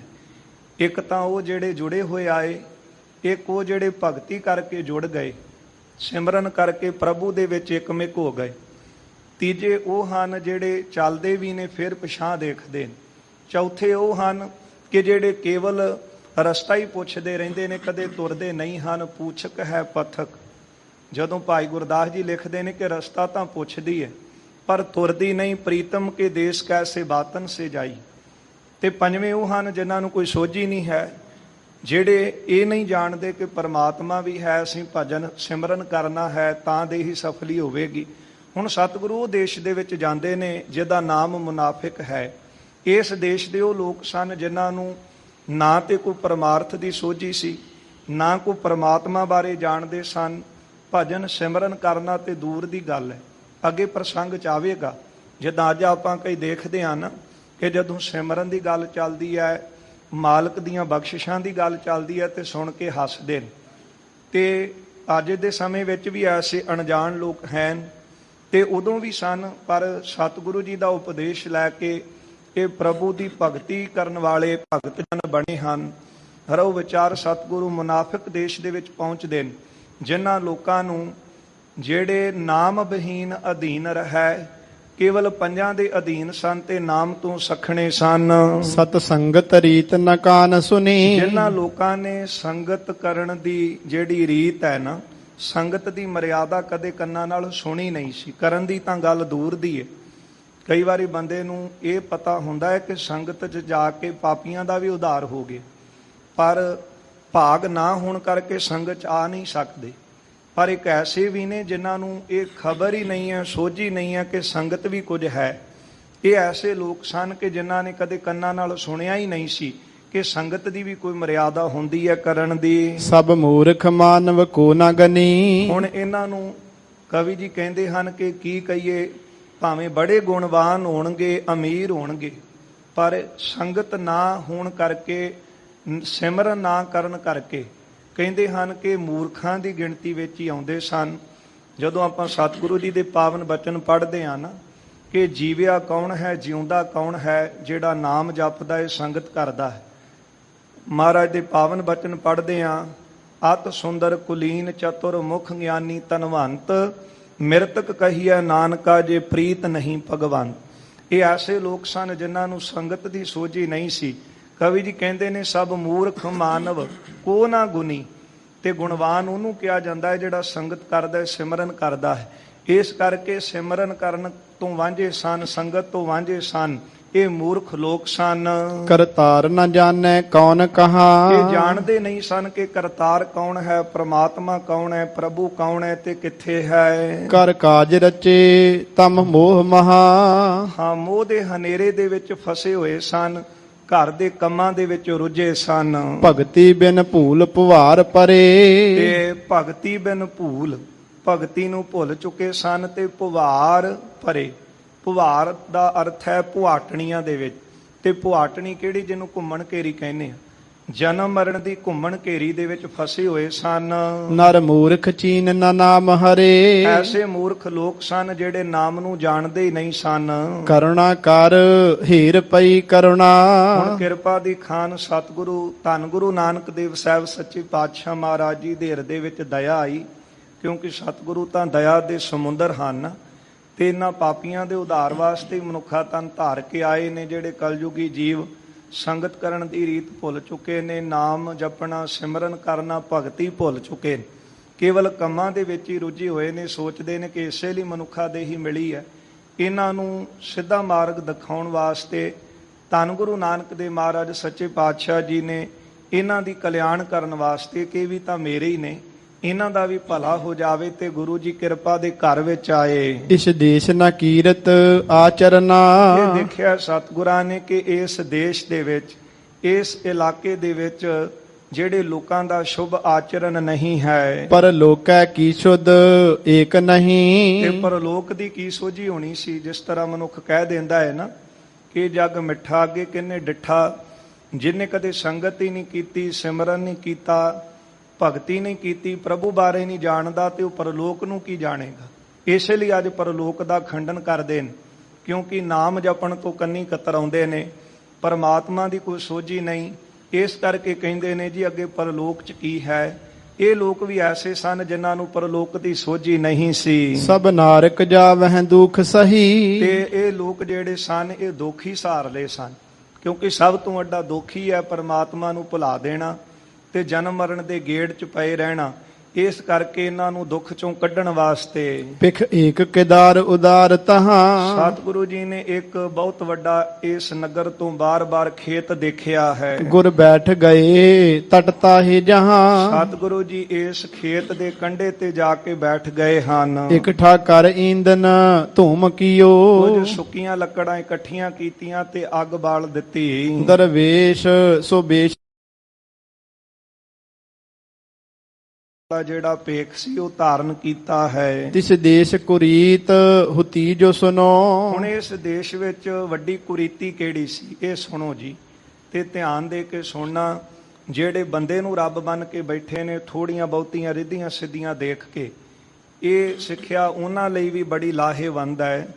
ਹੁਣ ਇਸ ਦੇਸ਼ ਦੇ ਵਿੱਚ, ਇਲਾਕੇ ਵਿੱਚ ਸਭ ਤੋਂ ਵੱਡੀ ਕੁਰੀਤੀ ਕਿਹੜੀ ਸੀ ਉਹ ਸੁਣਨਾ ਕਰੋ। ਖੋਟੀ ਰਸਮ, ਭੈੜੀ ਰਸਮ ਕਿਹੜੀ ਸੀ ਉਹ ਸੁਣੋ। ਛਿਤ ਪਾਲਕ ਪੂਜੈ RAM ਮਨੋ। ਇੱਥੋਂ ਦੇ ਲੋਕ ਜਿਹੜੇ ਸੀ ਨਾ, ਜਿਹੜਾ ਰਾਜਾ ਸੀ ਉਹਨੂੰ ਹੀ ਰੱਬ ਜਾਣ ਕੇ ਪੂਜਦੇ ਸਨ, ਜਾਣੀ ਕਿ ਕੁਝ ਰਿੱਧੀਆਂ ਸਿੱਧੀਆਂ ਹੋਣਗੀਆਂ ਤੇ ਇਹ ਰਾਜਾ ਹੀ ਜਿਹੜਾ ਸੀ ਇਸ ਦੇਸ਼ ਦੇ ਵਿੱਚ ਰੱਬ ਬਣ ਕੇ ਬੈਠਾ ਸੀ। ਬਰਖਾ ਜਬ ਚਾਹ ਹੈ ਖੇਤ ਹਿਤੋਂ। ਇੱਥੋਂ ਦੇ ਜਿਹੜੇ ਜ਼ਿਮੀਂਦਾਰ ਜਦੋਂ ਚਾਹੁੰਦੇ ਸਨ ਸਾਡੇ ਖੇਤਾਂ ਦੇ ਵਿੱਚ ਮੀਂਹ ਪਵੇ, ਸਭ ਜਾਚਹਿ ਜਾਏ ਜਹਾਂ ਨਿਰਤ ਪਤੰਗ। ਤੇ ਇਹ ਸਾਰੇ ਜ਼ਿਮੀਂਦਾਰ ਇਕੱਠੇ ਹੋ ਕੇ ਰਾਜੇ ਦੇ ਕੋਲ ਜਾ ਕੇ ਮੰਗ ਕਰਦੇ ਸਨ, ਅਰਦਾਸ ਕਰਦੇ ਸਨ, ਭਾਵ ਉਹਦੇ ਅੱਗੇ ਬੇਨਤੀ ਲਾਉਂਦੇ ਸਨ। ਮੁਖ ਜਾਪ ਸੁਰੇਸ਼ ਨਰੇਸ਼ ਇਹ ਕਰੈ। ਜਿਹੜਾ ਰਾਜਾ ਸੀ ਇਹਨੇ ਕੁਝ ਵਾਕ ਸਿੱਧੀ ਲਈ ਸੀ, ਤੇ ਇਹ ਰਾਜਾ ਜਿਹੜਾ ਸੀ ਇਹ ਇੰਦਰ ਦਾ ਜਾਪ ਕਰਦਾ ਸੀ, ਉਹਨੂੰ ਇਹ ਬੇਨਤੀਆਂ ਲਾਉਂਦਾ ਸੀ। ਜਾਂ ਮੰਤਰ ਪੜੈ ਬਰਖਾ ਸੋ ਪਰੈ। ਜਦੋਂ ਇਹ ਉਹ ਮੰਤਰ ਪੜਦਾ ਸੀ ਤੇ ਉਸ ਵਕਤ ਕੁਝ ਜਿਹੜੇ ਬੱਦਲ ਸਨ ਉਹ ਆਕਾਸ਼ ਦੇ ਵਿੱਚ ਹੋਣ ਕਰਕੇ ਮੀਂਹ ਪੈਂਦਾ ਸੀ। ਕ੍ਰਿਸ ਕਾਰਜ ਹੋਏ ਨਿਬਾਹੇ ਅਸੰਗ। ਤੇ ਇਹਨਾਂ ਜ਼ਿਮੀਂਦਾਰਾਂ ਦਾ ਜਿਹੜਾ ਕੰਮ ਸੀ ਹੋ ਜਾਂਦਾ ਸੀ, ਕਿਉਂਕਿ ਇਹਨਾਂ ਲਈ ਇਹ ਬਹੁਤ ਵੱਡਾ ਕੰਮ ਸੀ। ਜ਼ਿਮੀਂਦਾਰ ਜਿਹੜੇ ਸਨ ਕਿ ਜੇ ਮੀਂਹ ਪੈ ਗਿਆ, ਫਸਲ ਚੰਗੀ ਹੋਵੇਗੀ ਤੇ ਸਾਡਾ ਸੀਜ਼ਨ ਜਿਹੜਾ ਉਹ ਵਧੀਆ ਲੰਘ ਜਾਵੇ, ਛਮਾਹੀ ਜਿਹੜੇ ਨੇ ਉਹ ਵਧੀਆ ਲੰਘਣਗੇ। ਇਸ ਕਰਕੇ ਜ਼ਿਮੀਂਦਾਰ ਇਸ ਰਾਜੇ ਨੂੰ ਹੀ ਰੱਬ ਜਾਣ ਕੇ ਪੂਜਦੇ ਸਨ। ਬਿਨ ਭੂਪ ਲਖੈ ਨਹਿ ਔਰ ਕਿਸੰ। ਰਾਜੇ ਤੋਂ ਬਿਨਾਂ ਇਹ ਕਿਸੇ ਹੋਰ ਨੂੰ ਨਹੀਂ ਸੀ ਜਾਣਦੇ ਕਿ ਕੋਈ ਹੋਰ ਪਰਮੇਸ਼ਰ ਹੈ। ਜਿਸ ਬਾਸੁਰ ਤੇ ਗੁਰ ਬੈਠ ਗਏ। ਜਿਸ ਦਿਨ ਸਤਿਗੁਰੂ ਜਾ ਕੇ ਖੇਤ ਦੇ ਬਾਰ-ਬਾਰ ਬੈਠੇ ਹਨ, ਤਬ ਤੇ ਜਲ ਮੇਘ ਨ ਫੇਰ ਪਏ। ਹੁਣੇ ਪੌਣ ਪਾਣੀ ਬੈ ਸੰਤਰ, ਇਹ ਸਾਰਾ ਕੁਝ ਤਾਂ ਪ੍ਰਭੂ ਦੀ ਆਗਿਆ ਵਿੱਚ ਹੈ ਨਾ। ਤੇ ਪ੍ਰਭੂ ਦਾ ਸਰਗੁਣ ਸਰੂਪ ਸਤਿਗੁਰੂ ਆਪ ਹਨ, ਆਪ ਨਾਰਾਇਣ ਕਲਾ ਧਾਰ। ਜਿਸ ਦਿਨ ਤੋਂ ਸਤਿਗੁਰੂ ਨਗਰ ਦੇ ਬਾਹਰ ਜਾ ਕੇ ਖੇਤ ਦੇ ਕੰਢੇ ਤੇ ਬੈਠੇ, ਉਸ ਦਿਨ ਤੋਂ ਇਸ ਨਗਰ ਵਿੱਚ ਮੀਂਹ ਨਾ ਪਿਆ। ਕ੍ਰਿਸ ਸੂਕ ਚਲੀ ਬਿਨ ਨੀਰ ਜਬੈ। ਜਦੋਂ ਬੱਦਲ ਹੋਏ ਨਹੀਂ ਆਕਾਸ਼ ਦੇ ਵਿੱਚ, ਮੀਂਹ ਨਾ ਪੈਣ ਕਰਕੇ ਖੇਤੀ ਜਿਹੜੀ ਸੀ ਸੁੱਕ ਗਈ ਹੈ। ਸਭ ਲੋਕ ਗਏ ਨਿਰਪ ਪਾਸ ਤਬੈ। ਜਦੋਂ ਖੇਤੀ ਸੁੱਕਦੀ ਦੇਖੀ ਹੈ ਤੇ ਜ਼ਿਮੀਂਦਾਰ ਇਕੱਠੇ ਹੋਏ ਨੇ, ਤੇ ਜਿਹੜੇ ਰਾਜੇ ਨੂੰ ਰੱਬ ਜਾਣ ਕੇ ਪੂਜਦੇ ਸੀ ਉਹ ਰਾਜੇ ਪਾਸ ਚਲੇ ਗਏ। ਬਰਖਾ ਬਿਨ ਸੁਕਤ ਖੇਤ ਹਰੇ। ਰਾਜੇ ਨੂੰ ਜਾ ਕੇ ਕਹਿੰਦੇ ਨੇ, ਰਾਜਨ ਸਾਡੇ ਖੇਤਾਂ ਵੱਲ ਧਿਆਨ ਦੇ, ਮੀਂਹ ਨਾ ਪੈਣ ਕਰਕੇ ਸਾਡੇ ਖੇਤ ਸੁੱਕਦੇ ਜਾ ਰਹੇ ਹਨ। ਕਹੋ ਵਾਕ ਤਰਾ ਪਰ ਮੇਹ ਪਰੇ। ਆਪ ਜੀ ਜਿਸ ਤਰ੍ਹਾਂ ਪਹਿਲਾਂ ਬਚਨ ਕਰਦੇ ਸੀ ਤੇ ਮੀਂਹ ਪੈ ਜਾਂਦਾ ਸੀ, ਹੁਣ ਵੀ ਕੁਝ ਐਸਾ ਯਤਨ ਕਰੋ ਤੇ ਬਾਰਿਸ਼ ਹੋ ਜਾਵੇ। ਸੁਨ ਭੂਪ ਉਚਾਰਨ ਮੰਤਰ ਕੀਓ। ਜਦੋਂ ਲੋਕਾਂ ਦੀ ਇਹ ਬੇਨਤੀ ਨੂੰ ਸੁਣਿਆ ਰਾਜੇ ਨੇ, ਤੇ ਰਾਜਾ ਜਿਹੜਾ ਸੀ ਉਸ ਵੇਲੇ ਜਿਹੜੇ ਮੰਤਰ ਪੜਦਾ ਸੀ ਪਹਿਲਾਂ ਉਹ ਮੰਤਰ ਪੜਨ ਲੱਗਾ। ਕਹਿ ਬੈਨ ਰਹਿਓ ਨਹਿ ਮੇਹ ਪਇਓ। ਬੜੀ ਵਾਰ ਇਹਨੇ ਆਪਣੇ ਮੁਖ ਤੋਂ ਕਿਹਾ ਕਿ ਮੀਂਹ ਪਵੇ, ਪਰ ਮੀਂਹ ਨਾ ਪਿਆ। ਨਰ ਤੀਸਰ ਬਾਸੁਰ ਫੇਰ ਗਏ। 3 ਦਿਨ ਫਿਰ ਜ਼ਿਮੀਂਦਾਰ ਇਕੱਠੇ ਹੋਏ ਤੇ ਤੀਜੇ ਦਿਨ ਫਿਰ ਰਾਜੇ ਕੋਲ ਗਏ ਹਨ। ਸਭ ਲੋਕ ਚਾਹੈ ਨਹਿ ਮੇਹ ਪਏ। ਸਾਰੇ ਲੋਕ ਚਾਹੁੰਦੇ ਸਨ, ਮੀਂਹ ਨਹੀਂ ਸੀ ਪੈ ਰਿਹਾ। ਉਪਚਾਰਨ ਕੂਪ ਨਦੀ ਜਲ ਕੋ। ਹੁਣ ਇਸ ਇਲਾਕੇ ਦੇ ਵਿੱਚ ਨਾ ਤੇ ਕੋਈ ਨਦੀ ਸੀ ਤੇ ਨਾ ਕੋਈ ਖੂਹ ਸੀ ਜਿੱਥੋਂ ਪਾਣੀ ਆਪਣੇ ਖੇਤਾਂ ਨੂੰ ਲਾ ਕੇ ਫਸਲ ਹਰੀ ਕੀਤੀ ਜਾਵੇ। ਹੁਣ ਇੱਕੋ ਇੱਕ ਸਾਧਨ ਸੀ, ਉਹ ਕੱਲਾ ਮੀਂਹ ਦਾ ਸੀ। ਤੇ ਰਾਜੇ ਕੋਲ ਇਕੱਠੇ ਹੋ ਕੇ ਜਾਂਦੇ ਸੀ ਤੇ ਹੋ ਸਕਦਾ ਕਿ ਸੁਭਾਵਕ ਮੀਂਹ ਉਸ ਸਮੇਂ ਆਉਂਦਾ ਹੋਵੇ ਤੇ ਰਾਜੇ ਨੂੰ ਹੀ ਰੱਬ ਜਾਣ ਕੇ ਪੂਜਣ ਲੱਗ ਪਏ। ਪਰ ਹੁਣ ਸਤਿਗੁਰਾਂ ਨੇ ਵੀ ਕੋਈ ਐਸਾ ਕੌਤਕ ਰਚਿਆ, ਜਦੋਂ ਦੇ ਮਹਾਰਾਜ ਨਗਰ ਤੋਂ ਬਾਰ-ਬਾਰ ਬੈਠੇ ਨਹੀਂ, ਮੀਂਹ ਪਿਆ ਹੀ ਨਹੀਂ। ਉਦੋਂ ਫਿਰ ਇਕੱਠੇ ਹੋ ਕੇ ਰਾਜੇ ਕੋਲ ਗਏ ਤੇ ਰਾਜਾ ਜਿਸ ਤਰ੍ਹਾਂ ਪਹਿਲਾਂ ਕਹਿੰਦਾ ਸੀ ਮੀਂਹ ਪਵੇ, ਉਹ ਮੀਂਹ ਨਾ ਪਿਆ। ਇਹ ਤੀਜੇ ਦਿਨ ਇਕੱਠੇ ਹੋ ਕੇ ਫਿਰ ਰਾਜੇ ਕੋਲ ਗਏ ਹਨ। ਨਿਤ ਆਸ ਆਕਾਸ ਮਹੀ ਤਲਕੋ। ਤੇ ਉਸ ਵਕਤ ਖੂਹ ਤੋਂ ਤੇ ਜਾਂ ਨਦੀ ਤੋਂ ਹੋਰ ਵੀ ਸਿੰਚਾਈ ਕਰ ਸਕਦੇ ਸਨ, ਪਰ ਸਾਧਨ ਨਾ ਹੋਣ ਕਰਕੇ ਧਰਤੀ ਨੂੰ ਆਸਰਾ ਕੇਵਲ ਮੀਂਹ ਦਾ ਸੀ। ਸੁਨ ਭੂਪ ਕਹੇ ਨਹਿ ਚਿੰਤ ਕਰੋ। ਰਾਜਾ ਸੁਣ ਕੇ ਕਹਿਣ ਲੱਗਾ ਕਿ ਮਨ ਵਿੱਚ ਕਿਸੇ ਤਰ੍ਹਾਂ ਦੀ ਚਿੰਤਾ ਨਾ ਕਰੋ। ਬਰਖਾ ਉਰ ਧੀਰ ਤਰੋ। ਥੋੜਾ ਹਿਰਦੇ ਵਿੱਚ ਧੀਰਜ ਰੱਖੋ, ਥੋੜੇ ਸਮੇਂ ਵਿੱਚ ਮੀਂਹ ਪਵੇਗਾ। ਤਬ ਮਾਨਵ ਜੋ ਨਿਜ ਐਨ ਪਗਏ। ਜਿਹੜੇ ਲੋਕ ਨਿਜ ਐਨ ਗਏ, ਜਿਹੜੇ ਲੋਕ ਆਪਣੇ ਘਰੋਂ ਚੱਲ ਕੇ ਗਏ ਸਨ, ਪੁਨ ਦਿਵਸ ਛੇ ਸ਼ਾਤ ਬਤੀਤ ਗਏ। ਰਾਜੇ ਦੀ ਗੱਲ ਸੁਣ ਕੇ ਆਪਣੇ ਘਰੇ ਚਲੇ ਗਏ, ਪਰ ਇਸ ਤਰ੍ਹਾਂ ਇਹਨਾਂ ਨੂੰ 6-7 ਦਿਨ ਬੀਤ ਗਏ ਹਨ। ਬਹੁ ਬਾਰ ਆਰਾਧ ਰਹਿਓ ਮਗਵਾ। ਬਾਰ-ਬਾਰ ਆਰਾਧਨਾ ਕਰਦੇ ਹਨ ਕਿ ਮੀਂਹ ਪਵੇ। ਨਿਰਪਤੇ ਨਹਿ ਬੂੰਦ ਪਰੈ ਲਗਵਾ। ਪਰ ਹੁਣ ਰਾਜੇ ਕੋਲੋਂ ਇੱਕ ਬੂੰਦ ਵੀ ਜਿਹੜਾ ਮੀਂਹ ਸੀ ਉਹ ਨਾ ਪਿਆ। ਔਰ ਧੀਰ ਟਰਾ ਨਰ ਚਿੰਤ ਗਏ। ਲੋਕਾਂ ਦੇ ਅੰਦਰੋਂ ਧੀਰਜ ਜਾਂਦਾ ਰਿਹਾ ਤੇ ਬਹੁਤੀ ਚਿੰਤਾ ਹਿਰਦੇ 'ਚ ਬਣ ਗਈ। ਕ੍ਰਿਸ ਸੂਕ ਚਲੇ ਨਾ ਉਪਾਵ ਅਹੇ। ਸਾਰੇ ਦੇਖਦੇ ਹਨ ਕਿ ਬੱਦਲਾਂ ਤੋਂ ਬਿਨਾਂ ਮੀਂਹ ਤੋਂ ਬਿਨਾਂ ਸਾਡੀ ਖੇਤੀ ਸੁੱਕਦੀ ਜਾ ਰਹੀ ਹੈ। ਜੇ ਖੇਤ ਸਮੀਪ ਗੁਰੂ ਬਰਦਾ ਪਰ ਜਿਸ ਖੇਤ ਦੇ ਨੇੜੇ ਸਤਿਗੁਰੂ ਬਿਰਾਜੇ ਸਨ, ਤੇ ਮਾਲਕ ਆਏ ਬਿਸੂਰ ਸਦਾ। ਇਸ ਖੇਤ ਦਾ ਮਾਲਕ ਬਹੁਤ ਝੂਰਦਾ ਹੋਇਆ ਉੱਥੇ ਕੋਲ ਆਇਆ। ਘਟਕੀ ਲਖ ਕੈ ਗੁਰ ਬੈਨ ਪਨੰ, ਇਹਦੇ ਹਿਰਦੇ ਦੀ ਜਾਣ ਕੇ ਸਤਿਗੁਰਾਂ ਨੇ ਇਹਨੂੰ ਬਚਨ ਕਿਹਾ। ਚਿਤ ਮੈਂ ਬਹੁ ਚਿੰਤ ਭਇਓ ਬਿਮਨੰ, ਦੇਖ ਕੇ ਗੁਰਦੇਵ ਕਹਿਣ ਲੱਗੇ ਕਿ ਪੁਰਖਾ, ਤੇਰਾ ਚਿਹਰਾ ਬੜਾ ਉਦਾਸ ਹੈ, ਕੀ ਤੂੰ ਆਪਣੇ ਹਿਰਦੇ ਵਿੱਚ ਚਾਹੁੰਦਾ ਹੈ?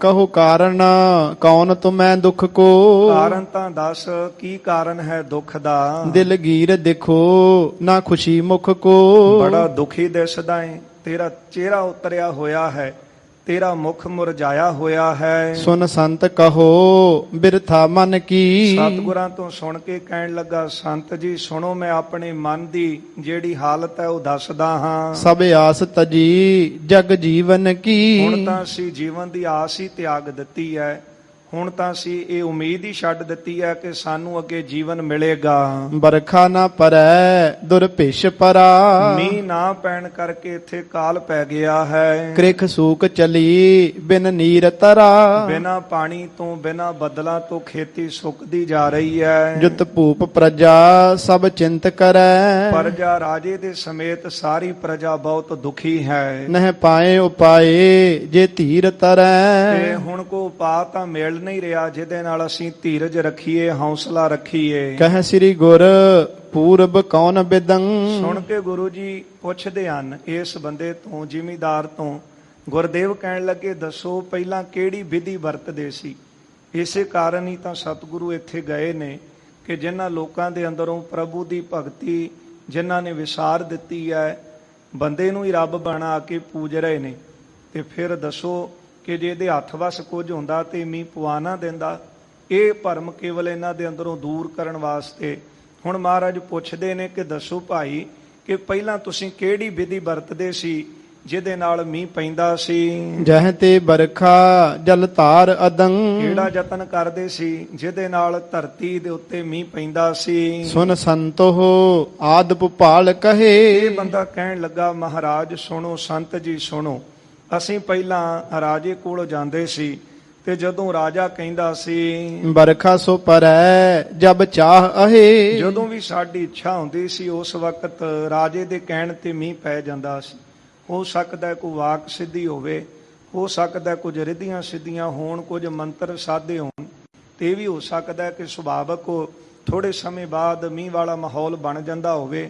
ਪਰ ਕੁਝ ਐਸੇ ਕਾਰਨਾਂ ਕਰਕੇ ਭਾਵੇਂ ਕੁਝ ਵੀ ਹੋਵੇ, ਪਰ ਰੱਬ ਦਾ ਸ਼ਰੀਕ ਕਿਸੇ ਨੂੰ ਬਣਾਉਣਾ ਇਹ ਜਾਇਜ਼ ਨਹੀਂ ਹੈ। ਕੁਝ ਰਿੱਧੀਆਂ ਸਿੱਧੀਆਂ ਵੇਖ ਕੇ, ਕੁਝ ਬੰਦੇ ਦੇ ਕੌਤਕ ਦੇ ਕਰਕੇ ਉਹਨੂੰ ਰੱਬ ਬਣਾ ਕੇ ਪੂਜਣ ਲੱਗ ਪੈਣਾ, ਇਹ ਸਿਰੇ ਦੀ ਮੂਰਖਤਾ ਹੈ। ਕੋ ਹੰਨੇ ਦੀ, ਕੋ ਬੰਨੇ ਦੀ, ਕੋ ਪਹਾੜਾਂ ਵਾਲੇ ਰੰਨੇ ਦੀ, ਢੋਲ ਟਮੱਕਾ ਸਰਵਰ ਦਾ ਨਿਕਲਦਾ ਕੀ ਹੈ? ਕੁਝ ਵੀ ਨਹੀਂ। ਅੱਜ ਕਿਸੇ ਨੂੰ ਰੱਬ ਬਣਾਵਾਂਗੇ, ਕੱਲ ਨੂੰ ਕਿਸੇ ਹੋਰ ਨੂੰ ਸ਼ਰੀਕ ਬਣਾਵਾਂਗੇ।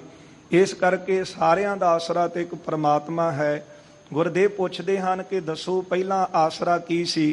ਕਹਿਣ ਲੱਗੇ, ਰਾਜੇ ਕੋਲ ਜਾਂਦੇ ਸੀ, ਉਹ ਕਹਿੰਦਾ ਸੀ ਥੋੜੇ ਸਮੇਂ ਬਾਅਦ ਮੀਂਹ ਪੈ ਜਾਂਦਾ ਸੀ। ਬਹੁ ਬਾਰ ਕਹਿਓ ਅਬ ਨਾਹਿ ਪਰੈ, ਤੇ ਜੇ ਇਹਦੇ ਪੱਲੇ ਕੁਝ ਹੁੰਦਾ ਤੇ ਹੁਣ ਮੀਂਹ ਪੈ ਨਾ ਜਾਂਦਾ। ਇਹ ਜ਼ਿਮੀਦਾਰ ਕਹਿਣ ਲੱਗਾ ਕਿ ਮਹਾਰਾਜ ਕਹਿੰਦੇ ਹੁਣ, ਕਹਿੰਦਾ ਬਹੁਤ ਵਾਰ ਰਾਜੇ ਨੇ ਕਿਹਾ ਪਰ ਹੁਣ ਮੀਂਹ ਨਹੀਂ ਪਿਆ। ਵਿਪਰੀਤ ਪਈ ਨਹਿ ਬੈਨ ਫੁਰੈ, ਹੁਣ ਤਾਂ ਉਲਟੀ ਗੱਲ ਬਣ ਗਈ ਹੈ। ਜਿਹੜਾ ਬਚਨ ਅੱਗੇ ਰਾਜੇ ਦਾ ਫੁਰਦਾ ਸੀ ਹੁਣ ਫੁਰਦਾ ਨਹੀਂ ਪਿਆ। ਤੇ ਜੇ ਉਹਨੂੰ ਰੱਬ ਜਾਣ ਕੇ ਪੂਜ ਰਹੇ ਸੀ ਤੇ ਫਿਰ ਅੱਜ ਕੀ ਹੋ ਗਿਆ? ਕਹਿਣ ਲੱਗੇ ਉਲਟ ਗੱਲ ਬਣ ਗਈ ਹੈ ਕਿ ਅੱਜ ਉਹਦਾ ਬਚਨ ਫੁਰਦਾ ਨਹੀਂ ਹੈ। ਲਖ ਰੀਤ ਕੁਰੀਤ ਬਨੀ ਦੁਚਤੀ, ਤੇ ਹੁਣ ਇਹ ਉਲਟੀ ਜੀ ਰੀਤੀ ਦੇਖ ਕੇ ਸਾਡੇ ਮਨ ਵਿੱਚ ਬੜੀ ਦੁਚਤੀ ਬਣ ਗਈ ਹੈ। ਸ਼ਿਤਪਾਲ ਨਾ ਆਨਨ ਕਾਂਤ ਰਤੀ, ਜਿਹੜਾ ਸ਼ਿਤਪਾਲ ਰਾਜਾ ਹੈ ਨਾ, ਉਹਦੀ ਚਿਹਰੇ ਦੀ ਜਿਹੜੀ ਪ੍ਰਭਾ ਉਹ ਵੀ ਫਿੱਕੀ ਪੈਂਦੀ ਜਾ ਰਹੀ ਹੈ। ਪਰ ਜਿਹਦੇ ਪੱਲੇ ਕੁਝ ਹੋਵੇ ਉਹ ਤਾਂ ਕਦੇ ਨਾ ਤੇ ਆਪ ਡੋਲਦਾ ਹੈ ਤੇ ਨਾ ਸ੍ਰਿਸ਼ਟੀ ਨੂੰ, ਪ੍ਰਜਾ ਨੂੰ ਡੋਲਣ ਦਿੰਦਾ ਹੈ।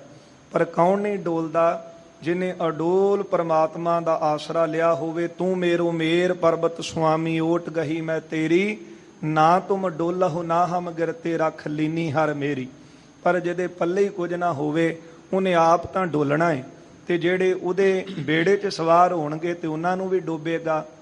ਆਪ ਡੁੱਬੇ ਚਉ ਵੇਦ ਮੇ ਚੇਲੇ ਦੀਏ ਬਹਾਏ। ਕਹਿਣ ਲੱਗੇ ਹੁਣ ਰਾਜੇ ਕੋਲ ਜਾਣੇ ਆ ਤੇ ਉਹਦੇ ਚਿਹਰੇ ਦੀ ਪ੍ਰਭਾ ਵੀ ਜਿਹੜੀ ਹੈ ਨਾ, ਜਿਹੜੇ ਚਿਹਰੇ ਦੀ ਸ਼ੋਭਾ ਉਹ ਫਿੱਕੀ ਪੈ ਚੁੱਕੀ ਹੈ। ਗੁਰ ਵਾਕ ਕਹੇ ਕਰਤਾਰ ਭਜੋ। ਹੁਣ ਸਤਿਗੁਰੂ ਧੰਨ ਗੁਰੂ ਨਾਨਕ ਦੇਵ ਮਹਾਰਾਜ ਜਿਸ ਕਾਰਜ ਵਾਸਤੇ ਇੱਥੇ ਗਏ ਨੇ, ਤੇ ਜਿਹੜਾ ਕਾਰਜ ਵਾਸਤੇ ਗੁਰੂ ਜੀ ਨੇ 9 ਖੰਡਾਂ ਦੀ ਯਾਤਰਾ ਕੀਤੀ, 4 ਕੁੰਟਾਂ ਦੀ ਯਾਤਰਾ ਕੀਤੀ, ਉਹ ਇਹੋ ਹੀ ਕਾਰਨ ਸੀ ਕਿ ਇਹਨਾਂ ਭੁੱਲੇ ਹੋਇਆਂ ਹਿਰਦਿਆਂ ਦੇ ਵਿੱਚ ਨਾਮ ਦੀ ਜਿਹੜੀ ਜਾਗ ਸੀ ਉਹ ਲਾਉਣ ਵਾਸਤੇ, ਸਤਨਾਮ ਦਾ ਬੀਜ ਬੋਣ ਵਾਸਤੇ। ਗੁਰਦੇਵ ਕਹਿਣ ਲੱਗੇ ਕਿ ਜੇ ਹੁਣ ਚਾਹੁੰਦੇ ਹੋ ਨਾ ਤੇ ਫਿਰ ਇਸ ਤਰ੍ਹਾਂ ਕਰੋ, ਗੁਰਵਾਕ ਕਹੀਂ ਕਰਤਾਰ ਭਜੋ। ਜਿਹੜਾ ਵੀ ਸੰਸਾਰ ਵਿੱਚ ਆਇਆ, ਜਿਨ ਜਿਨ ਤਨਕ ਸਿੱਧ ਕੋ ਪਾਇਓ, ਤਿਨ ਤਿਨ ਆਪਣਾ ਰਾਹ ਚਲਾਇਓ। ਜਿਹਨੇ ਕੁਝ ਥੋੜੀ ਬਹੁਤੀ ਸਿੱਧੀ ਪਾ ਲਈ ਉਹ ਕਹਿਣ ਲੱਗ ਪਿਆ ਮੈਂ ਹੀ ਰੱਬ ਹਾਂ, ਮੈਂ ਹੀ ਪਰਮੇਸ਼ਰ ਹਾਂ, ਮੈਨੂੰ ਪੂਜੋ ਤੇ ਤੁਸੀਂ ਸਾਡੇ ਚੇਲੇ ਹੋ। ਇੱਥੋਂ ਤੱਕ ਕਿ ਅਵਤਾਰਾਂ ਨੇ ਵੀ ਇਹੋ ਕੁਝ ਕਿਹਾ। ਪਰ ਧੰਨ ਗੁਰੂ ਨਾਨਕ ਦੇਵ ਮਹਾਰਾਜ ਜਿੱਥੇ ਵੀ ਗਏ ਇਹੋ ਉਪਦੇਸ਼ ਦਿੱਤਾ ਕਿ ਕਰਤਾਰ ਭਜੋ। ਜਿਹੜਾ ਪਰਮੇਸ਼ਰ ਹੈ, ਪ੍ਰਭੂ ਹੈ ਨਾ, ਸਿੱਧੇ ਉਹਦੇ ਨਾਲ ਜੁੜੋ। ਉਹ ਪਰਮਾਤਮਾ ਕੋਲੋਂ ਹੀ ਸਭ ਕੁਝ ਲੈ ਕਰਕੇ ਦੁਨੀਆ ਨੂੰ ਦੇਣ ਵਾਲੇ ਨੇ ਇਹ ਲੋਕ। ਇਸ ਕਰਕੇ ਗੁਰਵਾਕ ਕਹੀਂ ਕਰਤਾਰ ਭਜੋ। ਮਹਾਰਾਜ ਕਹਿੰਦੇ ਉਹ ਕਰਤਾਰ ਪਰਮਾਤਮਾ ਦਾ ਭਜਨ ਕਰੋ। ਛਿਤ ਪਾਲਕ ਕੀ ਸ਼ਰਧਾ ਸੋ ਤਜੋ। ਹੁਣ ਰਾਜੇ ਦੀ ਆਸਾ ਜਿਹੜੀ ਹੈ ਨਾ ਉਹ ਆਪਣੇ ਮਨ ਚੋਂ ਦੂਰ ਕਰ ਦੋ, ਉਹਦੇ ਉੱਤੇ ਕੋਈ ਇੱਛਾ ਨਾ ਰੱਖੋ। ਬਹੁ ਬਾਰ ਪਰੇ ਤਰ ਮੇਹੁ ਮਹਾ। ਤੇ ਬਹੁ ਬਾਰ ਪਰੇ ਤਰ ਮੇਹੁ ਮਹਾ। ਜੇ ਕਰਤਾਰ ਦੇ ਉੱਤੇ ਪੂਰਨ ਭਰੋਸਾ ਰੱਖ ਕੇ ਪ੍ਰਮਾਤਮਾ ਦਾ ਸਿਮਰਨ ਕਰੋਗੇ ਨਾ, ਫਿਰ ਇੱਕ ਵਾਰ ਕੀ ਬਾਰ-ਬਾਰ ਧਰਤੀ ਤੇ ਮੀਂਹ ਪਵੇਗਾ। ਅਤ ਹੋਵਹਿ ਅੰਨ ਜਿਤੋ ਜੇ ਚਾਹਾ। ਜਿੰਨਾ ਚਾਹੋਗੇ ਫਿਰ ਉਨਾ ਹੀ ਅੰਨ ਤੁਹਾਨੂੰ ਪ੍ਰਾਪਤ ਹੋਵੇਗਾ। ਕੁਝ ਕਮੀਆਂ, ਕੁਝ ਗਲਤੀਆਂ ਸਾਡੇ ਤੋਂ, ਕਿਸੇ ਨੂੰ ਪੂਜਣ ਲੱਗ ਪੈਣਾ, ਕਦੇ ਕਿਸੇ ਨੂੰ ਆਪਣਾ ਆਸਰਾ ਬਣਾ ਲੈਣਾ, ਕਦੇ ਕਹਿਣਾ ਜੀ ਸਾਡਾ ਫਲਾਣਾ ਪੀਰ ਆਸਰਾ ਹੈ, ਸਾਡਾ ਫਲਾਣਾ ਦੇਵਤਾ ਆਸਰਾ ਹੈ, ਉਹਦੇ ਅੱਗੇ ਅਰਦਾਸਾਂ ਕਰ ਦਈਏ। ਤੇ ਤਾਂ ਕਰਕੇ ਬਾਅਦ 'ਚ ਜਦੋਂ ਨੁਕਸਾਨ ਹੁੰਦਾ ਏ ਤੇ ਫਿਰ ਕਹਿੰਦੇ ਆ ਕਿ ਪਤਾ ਨਹੀਂ ਕਿਹੜੀ ਗਲਤੀ ਸਾਡੇ ਤੋਂ ਹੀ ਹੈ।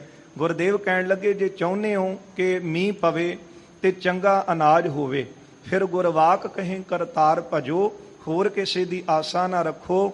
ਬਹੁਤੀ ਵਾਰੀ ਮੀਂਹ ਪਵੇਗਾ ਤੇ ਜਿੰਨਾ ਚਾਹੋਗੇ ਉਹਨਾਂ ਅੰਨ ਪ੍ਰਾਪਤ ਕਰੋਗੇ। ਕਰਤਾਰ ਸੋ ਕੋ ਤਿਹ ਧਾਮ ਕਹਾ। ਜਿਨ੍ਹਾਂ ਲੋਕਾਂ ਨੇ ਕਦੇ ਸੁਣਿਆ ਹੀ ਨਹੀਂ ਸੀ ਕਿ ਪਰਮਾਤਮਾ ਕੀ ਹੈ, ਉਹਦਾ ਸਿਮਰਨ ਭਜਨ ਸੰਗਤ ਕੀ ਹੈ, ਉਹਨਾਂ ਨੇ ਤਾਂ ਸੁਣ ਕੇ ਹੈਰਾਨ ਹੀ ਹੋਣਾ ਸੀ ਨਾ। ਇਹ ਲੋਕ ਸਨ ਜਿਹੜੇ ਬਿਲਕੁਲ ਅਣਜਾਣ ਸਨ। ਤੇ ਅਜੋਕਾ ਸਮਾਂ ਜ਼ਿਆਦਾ ਆਪਾਂ ਦੇਖਦੇ ਹਾਂ ਤੇ ਬੁੱਧੀ ਜੀਵ ਜਿਹੜੇ ਸਭ ਕੁਝ ਜਾਣਦਿਆਂ ਹੋਇਆਂ ਵੀ ਕਹਿਣਗੇ ਕਿ ਰੱਬ ਕਿੱਥੇ ਹੈ ਜੀ, ਦੱਸੋ ਜੇ ਹੋਵੇ ਤੇ ਦਿਸੇ ਨਾ। ਹੁਣ ਦੋਨਾਂ ਵਿੱਚ ਅੰਤਰ ਸਿਰਫ ਇੰਨਾ ਹੀ ਸੀ ਕਿ ਇੱਕ ਕੇਵਲ ਰਾਤ ਵਾਲਾ ਹਨੇਰਾ ਸੀ ਤੇ ਇਹ ਲੋਕ ਜਿਹੜੇ ਹਨ ਇਹ ਧੁੰਦ ਹਨ।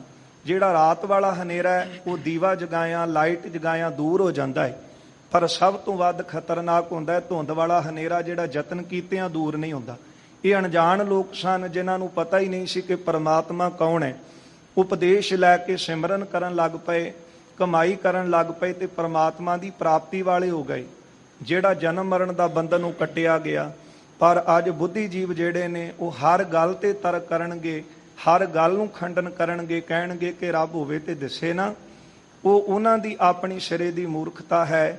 ਇੱਥੇ ਇਹ ਜਿਹੜੇ ਅਣਜਾਣ ਲੋਕ ਸਨ ਕਹਿਣ ਲੱਗੇ ਕਰਤਾਰ ਸੋ ਕੋ ਤਿਹ ਧਾਮ ਕਹਾ। ਪਹਿਲੀ ਵਾਰੀ ਸੁਣਿਆ ਕਿ ਕਰਤਾਰ ਹੈ ਕੋਈ, ਪਰਮਾਤਮਾ ਹੈ ਕੋਈ, ਦੱਸੋ ਕੌਣ ਹੈ ਤੇ ਉਹਦਾ ਘਰ ਕਿੱਥੇ ਹੈ। ਨਹਿ ਕਾਨ ਸੁਨਿਓ ਨਹਿ ਨੈਣ ਲਹਾ। ਅਸੀਂ ਤਾਂ ਕਦੇ ਕੰਨਾਂ ਨਾਲ ਪਹਿਲਾਂ ਸੁਣਿਆ ਨਹੀਂ ਹੈ ਤੇ ਨਾ ਹੀ ਅੱਖਾਂ ਨਾਲ ਉਹਨੂੰ ਦੇਖਿਆ ਹੈ। ਇਸ ਦੇਸ਼ ਕਬੈ ਨਹਿ ਆਏ ਰਹਾ। ਇਹ ਦੱਸੋ ਕਿ ਉਹਦਾ ਦੇਸ਼ ਕਿਹੜਾ ਹੈ ਤੇ ਕਿਸ ਜਗ੍ਹਾ ਉਹ ਆਇਆ ਹੋਇਆ ਏ। ਨਹਿ ਦਾਨ ਕਿਛੂ ਤਿਹ ਦੀਨ ਆਹਾ। ਦੱਸੋ ਤਾਂ ਸਹੀ ਕਿ ਉਹ ਕਰਤਾਰ ਨੇ ਕਿਸ ਨੂੰ ਕਦੇ ਕੁਝ ਦਾਨ ਦਿੱਤਾ ਹੈ।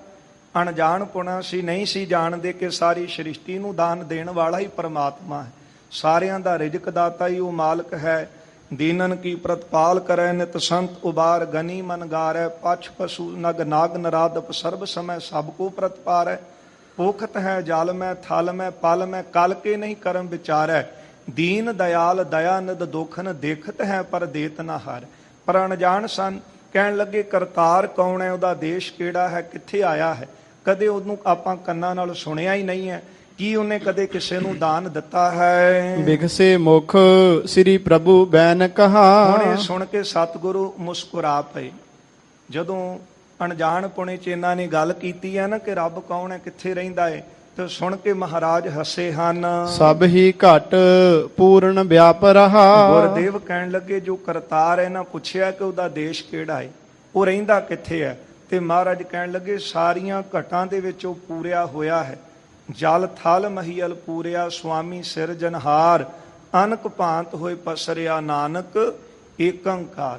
ਗੁਰਦੇਵ ਕਹਿੰਦੇ ਉਹ ਸਾਰੀਆਂ ਘਟਾਂ ਦੇ ਵਿੱਚ ਫੈਲਿਆ ਹੋਇਆ ਹੈ। ਸਿਮਰੇ ਉਰ ਹਾਜ਼ਰ ਹੋਤ ਸਦਾ।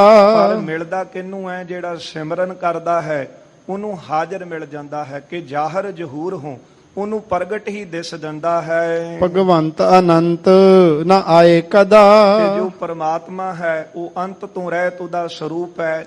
ਤੇ ਵਿਸ਼ੇਸ਼ ਕਰਕੇ ਇਹ ਨਹੀਂ ਕਿ ਫਲਾਣੀ ਥਾਂ ਦੇ ਉੱਤੇ ਆਇਆ ਹੈ ਤੇ ਦੂਜੀ ਥਾਂ ਤੇ ਉਹ ਹੈ ਨਹੀਂ। ਇਹ ਕਹੀਏ ਕਿ ਉਹ ਫਲਾਣੀ ਥਾਂ ਤੇ ਵਸਦਾ ਹੈ ਤੇ ਜੇ ਉੱਥੇ ਵਸਦਾ ਹੈ ਤੇ ਫਿਰ ਇਹਦਾ ਮਤਲਬ ਇੱਥੇ ਨਹੀਂ ਹੈ। ਪਰ ਗੁਰਦੇਵ ਕਹਿੰਦੇ ਉਹ ਅੰਤ ਤੋਂ ਰਹਿਤ ਪਰਮਾਤਮਾ ਤੇ ਸਾਰੀਆਂ ਥਾਵਾਂ ਤੇ ਮੌਜੂਦ ਹੈ। ਪਾਦੜੀ ਛੰਦ ਜੋ ਜੜ ਜੰਗਮ ਕੋ ਦੇਤ ਦਾਨ। ਤੇ ਜਿਹੜੇ ਜੜ ਅਤੇ ਜੰਗਮ ਹਨ, ਚੱਲਣ ਵਾਲੇ ਅਤੇ ਜਿਹੜੇ ਜੜ ਹਨ, ਜਿਹੜੇ ਪੱਥਰ ਹਨ ਤੇ ਪੱਥਰ ਵਿੱਚ ਵੀ ਪਾਖਣ ਕੀਟ ਗੁਪਤ ਹੋਏ ਰਹਿਤਾ, ਤਾਚੂ ਮਾਰਗ ਨਾਹੀ। ਸੈਲ ਪੱਥਰ ਮੈਂ ਜੰਤ ਉਪਾਏ, ਤਾਕਾ ਰਿਜਕ ਆਗੇ ਕਰ ਧਰਿਆ। ਪੱਥਰਾਂ ਨੂੰ, ਰੁੱਖਾਂ ਨੂੰ, ਇਹ ਜਿਹੜੇ ਜੜ ਨੇ ਇਹਨਾਂ ਨੂੰ ਵੀ ਦਾਨ ਦੇਣ ਵਾਲਾ ਹੈ। ਤੇ ਜਿਹੜੇ ਜੰਗਮ ਚੱਲਣ ਵਾਲੇ ਨੇ, 84 ਲੱਖ ਜੂਨ ਉਪਾਏ, ਰਿਜਕ ਦਿਆ ਸਭਹੂ ਕੋ ਤਦ ਕਾ। ਉਹ ਮਾਲਕ ਜੜ ਅਤੇ ਜੰਗਮ ਸਾਰਿਆਂ ਨੂੰ ਦਾਤ ਦੇਣ ਵਾਲਾ ਹੈ। ਜਿਹ ਦੇਵ ਦੈਤ ਜਾਚੈ ਮਹਾਨ। ਜਿਸ ਪ੍ਰਭੂ ਤੋਂ ਦੇਵਤੇ ਦਾਨਵ ਸਾਰੇ ਹੀ ਹੱਥ ਜੋੜ ਕੇ ਮੰਗਦੇ ਹਨ। ਬ੍ਰਹਮੰਡ ਖੰਡ ਜਿਨ ਸਿਰਜ ਦੀਨ। ਜਿਸ ਪ੍ਰਭੂ ਨੇ ਆਪਣੀ ਕਲਾ ਦੇ ਨਾਲ ਇਹ ਸਾਰਾ ਬ੍ਰਹਮੰਡ 9 ਖੰਡ ਸਿਰਜ ਦਿੱਤੇ ਹਨ। ਤਿਹ ਸਿਮਰ ਹੋਏ ਸਭ ਕਸ਼ਟ ਸੀਨ। ਜੇ ਪ੍ਰਭੂ ਦਾ ਸਿਮਰਨ ਕਰੋਗੇ ਨਾ ਤਾਂ ਤੁਹਾਡੇ ਸਾਰੇ ਹੀ ਕਸ਼ਟ ਸ਼ੀਨ ਨਾਸ ਹੋ ਜਾਣਗੇ, ਸਾਰੇ ਕਸ਼ਟ ਮੁੱਕ ਜਾਣਗੇ। ਭਜ ਨਾਮ ਤਾਹੇ ਬਰਖਾ ਸੋ ਦੇ। ਮਹਾਰਾਜ ਕਹਿੰਦੇ ਫਿਰ ਉਹ ਪ੍ਰਭੂ ਦਾ ਸਿਮਰਨ ਕਰੋ, ਉਹਦਾ ਨਾਮ ਜਪੋ ਤੇ ਉਹੀ ਬਰਖਾ ਦੇਵੇਗਾ, ਉਹੀ ਮੀਂਹ ਪਾਵੇਗਾ। ਕਿਉਂਕਿ ਸਾਰੇ ਦੇਵਤੇ ਵੀ ਉਹ ਪ੍ਰਭੂ ਦੇ ਹੁਕਮ ਦੇ ਬੱਧੇ ਹਨ। ਅੰਨ ਤੋਟ ਅੰਨ ਸੁਖ ਸਾਰ ਲੇ। ਫਿਰ ਅੰਨ ਤੋਟ, ਜਿਹੜਾ ਅਤੋਟ ਅੰਨ ਹੈ ਉਹ ਤੁਹਾਨੂੰ ਪ੍ਰਾਪਤ ਹੋਵੇਗਾ ਤੇ ਫਿਰ ਸੁਖ ਦਾ ਸਾਹ ਤੁਸੀਂ ਲਵੋਗੇ।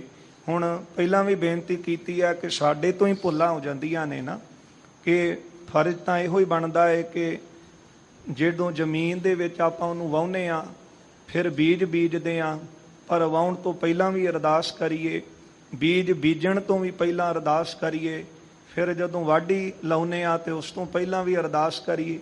ਫਿਰ ਕਿਉਂ ਨਾ ਅਤੋਟ ਅੰਨ ਪ੍ਰਾਪਤ ਹੋਵੇ, ਫਿਰ ਕਦੇ ਵਾਸਤੇ ਟੋਟਾ ਘਾਟਾ ਨਹੀਂ ਪੈਂਦਾ। ਤੇ ਜਦੋਂ ਆਪਾਂ ਗੁਰੂ ਦੇ ਨਿਮਿਤ ਜਿਹੜਾ ਹੈ ਉਹ ਅੰਨ ਕੱਢ ਲੈਨੇ ਹਾਂ, ਪਰ ਜਦੋਂ ਟਰੈਕਟਰਾਂ ਦੇ ਉੱਤੇ ਭੈੜੇ ਗੀਤ ਵੱਜਦੇ ਨੇ ਤੇ ਕੋਈ ਕਿਸੇ ਨੂੰ ਪੂਜਣ ਲੱਗ ਪੈਂਦਾ, ਕੋਈ ਕਿਸੇ ਨੂੰ ਪੂਜਦਾ ਹੈ, ਤੇ ਨਾ ਕਦੇ ਉਹਦੇ ਵਿੱਚੋਂ ਦਸਵੰਧ ਕੱਢਣਾ, ਤੇ ਫਿਰ ਜੋ ਬਾਬੇ ਕੇ ਦਾਮ ਨਾ ਦਹਿ ਹੈ, ਤਿੰਨ ਤੇ ਗਹਿ ਬਾਬਰ ਕੇ ਲੈ ਹੈ। ਫਿਰ ਕਿਤੇ ਨਾ ਕਿਤੇ ਕੁਝ ਜਦ ਨੁਕਸਾਨ ਹੁੰਦਾ ਹੈ, ਉਹਦਾ ਕਾਰਨ ਵੀ ਅਸੀਂ ਆਪਣੇ ਹੱਥੀਂ ਫਿਰ ਬਣਾਇਆ ਹੈ, ਉਹਦਾ ਸਿੱਟਾ ਵੀ ਫਿਰ ਸਾਨੂੰ ਹੀ ਭੁਗਤਣਾ ਪੈਂਦਾ ਹੈ। ਰਹੋ ਵਿਚਾਰ। ਗੁਰਦੇਵ ਕਹਿਣ ਲੱਗੇ ਜੋ ਜੜ ਜੰਗਮ ਨੂੰ ਦਾਨ ਦੇਣ ਵਾਲਾ ਹੈ ਉਹਦਾ ਨਾਮ ਜਪੋ ਤੇ ਫਿਰ ਤੁਹਾਨੂੰ ਉਹੀ ਮੀਂਹ ਦੇਵੇਗਾ। ਤੋਟ ਤੋਂ ਰਹਿਤ ਅੰਨ ਤੁਹਾਨੂੰ ਪ੍ਰਾਪਤ ਹੋਵੇਗਾ, ਸੁਖ ਮਿਲੇਗਾ। ਸੁਨ ਕ੍ਰਿਸਕਾਰ ਤਬ ਕਹਿਤ ਬੈਨ। ਇਹ ਗੁਰੂ ਜੀ ਦਾ ਬਚਨ ਸੁਣਿਆ ਹੈ ਇਹਨਾਂ ਜ਼ਿਮੀਦਾਰਾਂ ਨੇ ਤੇ ਅੱਗੋਂ ਕਹਿਣ ਲੱਗਾ ਹੈ ਤਿਸ ਕੀ ਪਛਾਨ ਇਸ ਦੇਸ਼ ਹੈ ਨ। ਮਹਾਰਾਜ ਜੀ ਜਿਹੜੇ ਕਰਤਾਰ ਦੀ ਗੱਲ ਤੁਸੀਂ ਕਰਦੇ ਹੋ ਨਾ, ਜਿਹੜੇ ਪ੍ਰਭੂ ਦੀ ਗੱਲ ਤੁਸੀਂ ਕਰਦੇ ਹੋ, ਉਹ ਪ੍ਰਭੂ ਦੀ ਪਛਾਣ ਇਸ ਦੇਸ਼ ਦੇ ਵਿੱਚ ਨਹੀਂ ਹੈ। ਇਹ ਦੇਸ਼ ਦੇ ਲੋਕ, ਇਸ ਇਲਾਕੇ ਦੇ ਲੋਕ ਨਹੀਂ ਜਾਣਦੇ ਕਿ ਕੌਣ ਹੈ ਪ੍ਰਭੂ। ਅਬ ਹੀ ਸੁਨਾ ਤੁਮ ਮੁਖ ਦੁਆਰ। ਤੁਹਾਡੇ ਮੁਖ ਦੇ ਵਿੱਚੋਂ ਹੁਣ ਅੱਜ ਪਹਿਲੀ ਵਾਰੀ ਸੁਣਿਆ ਹੈ। ਤੇ ਕਿਉਂਕਿ ਉਦੋਂ ਬਹੁਤਾ ਜਿਹੜਾ ਸੀ ਉਹ ਆਪਸੀ ਕਈ ਦੇਸ਼ਾਂ ਦਾ ਸੰਪਰਕ ਹੀ ਨਹੀਂ ਸੀ ਦੂਸਰੇ ਇਲਾਕਿਆਂ ਦੇ ਨਾਲ, ਇਸ ਕਰਕੇ ਮਹਾਰਾਜ ਅੱਜ ਅਸੀਂ ਸੁਣਿਆ ਹੈ ਤੁਹਾਡੇ ਮੁਖ ਦੇ ਵਿੱਚੋਂ। ਨਹਿ ਆਗੈ ਹਇਆ ਕਿਨਹੂ ਉਚਾਰ। ਪਹਿਲਾਂ ਆ ਕੇ ਕਦੇ ਵੀ ਕਿਸੇ ਨੇ ਇੱਥੇ ਪਰਮਾਤਮਾ ਦੀ, ਪ੍ਰਭੂ ਦੀ, ਕਰਤਾਰ ਦੀ ਗੱਲ ਨਹੀਂ ਕੀਤੀ। ਤੇ ਮੁਖ ਦਿਖਾਓ ਨਿਜ ਨੈਣ ਦੇਖ। ਮਹਾਰਾਜ ਕਿਰਪਾ ਕਰੋ, ਜਿਹੜੇ ਕਰਤਾਰ ਦੀ ਗੱਲ ਤੁਸੀਂ ਕਰਦੇ ਹੋ ਨਾ, ਉਹ ਕਰਤਾਰ ਦਾ ਮੁਖ ਵੀ ਦਿਖਾਓ, ਮੈਂ ਨੇਤਰਾਂ ਨਾਲ ਦੇਖ ਲਵਾਂ। ਸਿਮਰਨ ਕਰੋ ਨਿਸ ਦਿਨ ਵਸ਼ੇਖ। ਫਿਰ ਮੈਂ ਦਿਨ ਰਾਤ ਉਹ ਪਰਮਾਤਮਾ ਦਾ, ਕਰਤਾਰ ਦਾ ਸਿਮਰਨ ਕਰਾਂ। ਗੁਰ ਕਹੈ ਨਾ ਦੇਖਿਓ ਜਾਏ ਸੋਏ। ਗੁਰਦੇਵ ਕਹਿਣ ਲੱਗੇ ਪੁਰਖਾ ਉਹ ਇੰਦਰੀਆਂ ਦਾ ਵਿਸ਼ਾ ਨਹੀਂ ਹੈ, ਤੂੰ ਕਹਿੰਦਾ ਕਿ ਨੇਤਰਾਂ ਦੇ ਨਾਲ ਦਿਖਾਓ, ਤੇ ਬੁੱਧੀਜੀਵ ਵੀ ਇਹੋ ਹੀ ਕਹਿਣਗੇ ਕਿ ਰੱਬ ਹੈ ਤੇ ਨੇਤਰਾਂ ਦੇ ਨਾਲ ਦਿਖਦਾ ਕਿਉਂ ਨਹੀਂ, ਤੇ ਜੇ ਦਿਖਦਾ ਨਹੀਂ ਤੇ ਫਿਰ ਅਸੀਂ ਮੰਨਦੇ ਨਹੀਂ ਤੁਹਾਡੇ ਰੱਬ ਨੂੰ। ਇਦਾਂ ਹੀ ਕਹਿੰਦੇ ਨਾ ਜੀ, ਤੁਹਾਡਾ ਰੱਬ ਤੁਹਾਨੂੰ ਮੁਬਾਰਕ, ਜਿਹੜਾ ਦਿਖਦਾ ਹੀ ਨਹੀਂ ਹੈ ਤੇ ਉਹ ਹੋਵੇਗਾ ਹੀ ਨਹੀਂ। ਪਰ ਗੁਰਦੇਵ ਕਹਿਣ ਲੱਗੇ ਜਿਹਦਾ ਸਰੂਪ ਚੱਕਰ ਚਿਹਨਾਰ ਬਰਨ ਜਾਤਰ ਪਾਤ ਨਹਿੰਜੇ ਰੂਪ ਰੰਗਰ ਰੇਖ ਪੇਕੂ ਕਹਿ ਨਾ ਸਕਤ ਕੇ, ਜੋ ਇੰਦਰੀਆਂ ਦਾ ਵਿਸ਼ਾ ਨਹੀਂ ਹੈ, ਜਿਹੜਾ ਇਹਨਾਂ ਨੇਤਰਾਂ ਦੇ ਨਾਲ ਨਹੀਂ ਦੇਖਿਆ ਜਾਂਦਾ। ਸਿਮਰਨ ਕਰੋ ਇਛ ਪੂਰ ਹੋਏ। ਗੁਰਦੇਵ ਕਹਿੰਦੇ ਜੇ ਸਿਮਰਨ ਕਰੋਗੇ ਨਾ ਉਸ ਦਾ ਇਛ ਪੂਰ ਹੋਏ, ਤੇ ਉਹ ਇਹ ਇੱਛਾ ਵੀ ਪੂਰੀ ਕਰ ਦਿੰਦਾ ਹੈ। ਤੇ ਕੀਤੀ ਹੈ ਨਾ ਭਗਤ ਜਨਾਂ ਜੀ ਦੀ ਮਿਲੈ ਪ੍ਰਤੱਖ ਗੁਸਾਈਆਂ ਧੰਨਾ ਵੱਡ ਭਗ। ਜਦੋਂ ਭਗਤਾਂ ਨੇ ਇੱਛਾ ਰੱਖ ਕੇ ਸਿਮਰਨ ਕੀਤੀ ਕਿ ਸਾਨੂੰ ਪ੍ਰਤੱਖ ਹੋ ਕੇ ਦਰਸ਼ਨ ਦਿਓ, ਤੇ ਇਤਿਹਾਸ ਵਿੱਚ ਪੜ੍ਹਦੇ ਹਾਂ ਭਗਤ ਨਾਮਦੇਵ ਜੀ ਨੇ 72 ਵਾਰ ਪ੍ਰਤੱਖ ਦਰਸ਼ਨ ਕੀਤੇ, ਭਗਤ ਧੰਨਾ ਜੀ ਨੇ ਪ੍ਰਤੱਖ ਦਰਸ਼ਨ ਕੀਤੇ। ਤੇ ਪ੍ਰਤੱਖ ਦਾ ਅਰਥ ਹੀ ਹੁੰਦਾ ਹੈ ਕਿ ਸਾਹਮਣੇ ਹੋ ਕਰਕੇ ਖਲੋਤੇ ਪ੍ਰਭੂ ਦੇ ਦਰਸ਼ਨ ਕਰਨੇ। ਫਿਰ ਕਿਹਨਾਂ ਨੇ ਨਹੀਂ ਕੀਤੇ? ਜਦੋਂ ਭਗਤ ਨਾਮਦੇਵ ਜੀ ਦੇ ਉੱਤੇ ਕੋਈ ਮੁਸੀਬਤ ਬਣੀ, ਉਦੋਂ ਵੀ ਪ੍ਰਮਾਤਮਾ ਨੇ ਪ੍ਰਤੱਖ ਹੋ ਕੇ ਇਹਨਾਂ ਦੀ ਰੱਖਿਆ ਕੀਤੀ। ਜੇ ਭਗਤ ਪ੍ਰਹਿਲਾਦ ਜੀ ਤੇ ਬਣੀ ਤੇ ਫਿਰ ਪ੍ਰਤੱਖ ਹੋ ਕੇ ਰੱਖਿਆ ਕੀਤੀ। ਕਿੰਨੇ ਐਸੇ ਇਤਿਹਾਸ ਵਿੱਚ ਪ੍ਰਮਾਣ ਨੇ ਜਿਹੜੇ ਆਪਾਂ ਪਿੱਛੇ ਸਰਵਣ ਵੀ ਕਰ ਚੁੱਕੇ ਹਾਂ, ਬਾਣੀ ਵਿੱਚ ਵੀ ਪੜ੍ਹਦੇ ਹਾਂ। ਹਰ ਜੁਗ ਜੁਗ ਭਗਤ ਉਪਾਇਆ, ਪੈਜ ਰੱਖਦਾ ਆਇਆ ਰਾਮ ਰਾਜੇ, ਹਰਨਾਕਸ਼ ਦੁਸ਼ਟ ਹਰ ਮਾਰਿਆ, ਪ੍ਰਹਿਲਾਦ ਤਰਾਇਆ। ਅਹੰਕਾਰੀਆਂ ਨਿੰਦਕਾਂ ਪਿੱਠ ਦੇ ਪ੍ਰਤੱਖ ਹੋਏ, ਤੇ ਅੱਜ ਤੱਕ ਉਹ ਮੰਦਰ ਦੇ ਛੱਜੇ ਜਿਹੜੇ ਝੁਕੇ ਹੋਏ ਨੇ ਕਿ ਨਾਮਦੇਵ ਜੀ ਵੱਲ ਮੁਖ ਕੀਤਾ ਤੇ ਪੰਡੀਅਨ ਕੋ ਪਿਛਵਾਰ ਲਾ। ਇਸ ਕਰਕੇ ਬੇਅੰਤ ਪ੍ਰਮਾਣ ਹਨ ਐਸੇ। ਇਹ ਕਹਿਣ ਲੱਗੇ ਕਿ ਮਹਾਰਾਜ ਨੇਤਰਾਂ ਦੇ ਨਾਲ ਦਿਖਾਓ। ਗੁਰਦੇਵ ਕਹਿੰਦੇ ਜੇ ਬੰਦਾ ਸਿੱਧਾ ਕਹੇ ਨਾ ਕਿ ਮੈਂ ਅੱਖਾਂ ਨਾਲ ਦੇਖ ਲਾਂ, ਉਹ ਇਦਾਂ ਨਹੀਂ ਮਿਲਦਾ। ਪਰ ਜੇ ਸਿਮਰਨ ਕਰੋਗੇ ਤੇ ਜ਼ਰੂਰ ਇੱਛਾ ਪੂਰੀ ਹੋਵੇਗੀ। ਕੁਦਰਤੀ ਸੰਗ ਜਾਣਿਓ ਸੁਜਾਏ। ਉਹ ਵਸਿਆ ਕਿੱਥੇ ਹੈ? ਤੇ ਗੁਰਦੇਵ ਕਹਿੰਦੇ ਕੁਦਰਤੀ ਸੰਗ, ਕੁਦਰਤ ਕਰਕੇ ਵਸਿਆ ਸੋਏ। ਉਹ ਕੁਦਰਤ ਵਿੱਚ ਹੀ ਤਾਂ ਵਸਿਆ ਹੋਇਆ ਹੈ, ਉਹ ਤਾਂ ਕਣ ਕਣ ਵਿੱਚ ਵਸਿਆ ਹੈ। ਤੇ ਫਿਰ ਹੁਣ ਤਰਕਵਾਦੀ ਇੱਧਰ ਆ ਜਾਂਦੇ ਨੇ ਜੀ ਫਿਰ ਕੁਦਰਤ ਹੀ ਰੱਬ ਹੈ। ਉਹ ਪਰਮਾਤਮਾ ਤਾਂ ਕਣ ਕਣ ਦੇ ਵਿੱਚ ਵਸਿਆ ਹੈ, ਪਰ ਸ੍ਰਿਸ਼ਟੀ ਨੂੰ ਸਾਜਣ ਵਾਲਾ ਵੀ ਉਹ ਆਪ ਹੈ।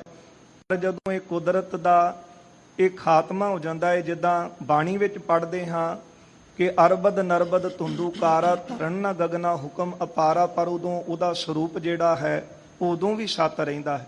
ਇਸ ਕਰਕੇ ਗੁਰਦੇਵ ਕਹਿੰਦੇ ਉਹ ਕੁਦਰਤ ਦੇ ਵਿੱਚ ਵਸਿਆ ਹੋਇਆ ਹੈ। ਨਹੀਂ ਆਪਣੇ ਆਪ ਕਿਸ ਹੂੰ ਲਖਾਏ। ਪਰ ਆਪਣੇ ਯਤਨ ਦੇ ਨਾਲ ਉਹ ਕਿਸੇ ਕੋਲ ਜਾਣਿਆ ਨਹੀਂ ਜਾਂਦਾ।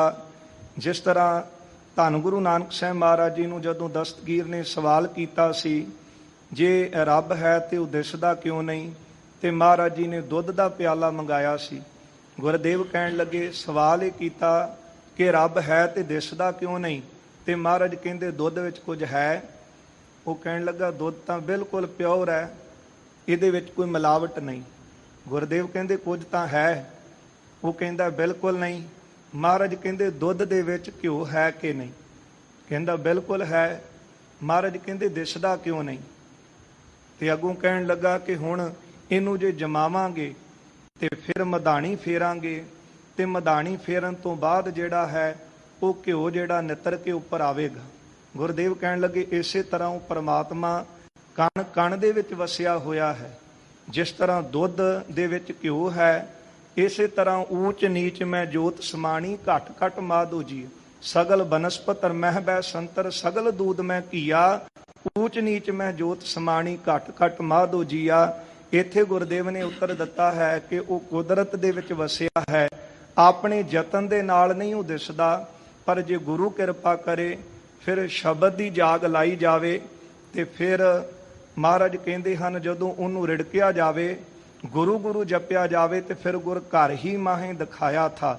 ਇਸ ਕਰਕੇ ਉਹ ਗੁਰਦੇਵ ਕਹਿਣ ਲੱਗੇ ਨਰ ਕਹੈ, ਉਹ ਆਪਣੇ ਆਪ ਨਹੀਂ ਦਿਸਦਾ ਪਰ ਕੁਦਰਤ ਦੇ ਵਿੱਚ ਵਸਿਆ ਹੈ। ਨਰ ਕਹੈ ਜੇ ਦੇਖਿਓ ਨਿਜ ਨਾ ਨੈਣ। ਤੇ ਅੱਗੋਂ ਮਨੁੱਖ ਕਹਿਣ ਲੱਗਾ ਜ਼ਿਮੀਂਦਾਰ ਜੇ ਨੇਤਰਾਂ ਦੇ ਨਾਲ ਨਹੀਂ ਦਿਸਦਾ, ਕਿਸ ਪਾਸ ਕਹੋ ਜਾਚਨ ਸੋ ਬੈਨ। ਫਿਰ ਦੱਸੋ ਕਿ ਤੁਸੀਂ ਕਿਸ ਪਾਸੋਂ ਮੰਗਣ ਨੂੰ ਕਹਿੰਦੇ ਹੋ? ਜਾਨੋ ਨਾ ਕੁਦਰਤੀ ਕੌਣ ਹੋਏ। ਤੇ ਅਸੀਂ ਤਾਂ ਜਾਣਦੇ ਨਹੀਂ ਕਿ ਉਹ ਕੁਦਰਤ ਵਿੱਚ ਕਿਸ ਤਰ੍ਹਾਂ ਵਸਦਾ ਹੈ। ਕੁਛ ਪਤਾ ਦੇਹੋ ਹਉ ਲਖ ਵਸੋਏ। ਮਹਾਰਾਜ ਕੁਝ ਉਹਦਾ ਪਤਾ ਤੇ ਦੇਵੋ, ਫੇਰ ਹੀ ਅਸੀਂ ਜਾਣ ਸਕਾਂਗੇ। ਤੂੰ ਜਾਏ ਧਾਮ ਲਾਗਲ ਜੇ ਆਨ।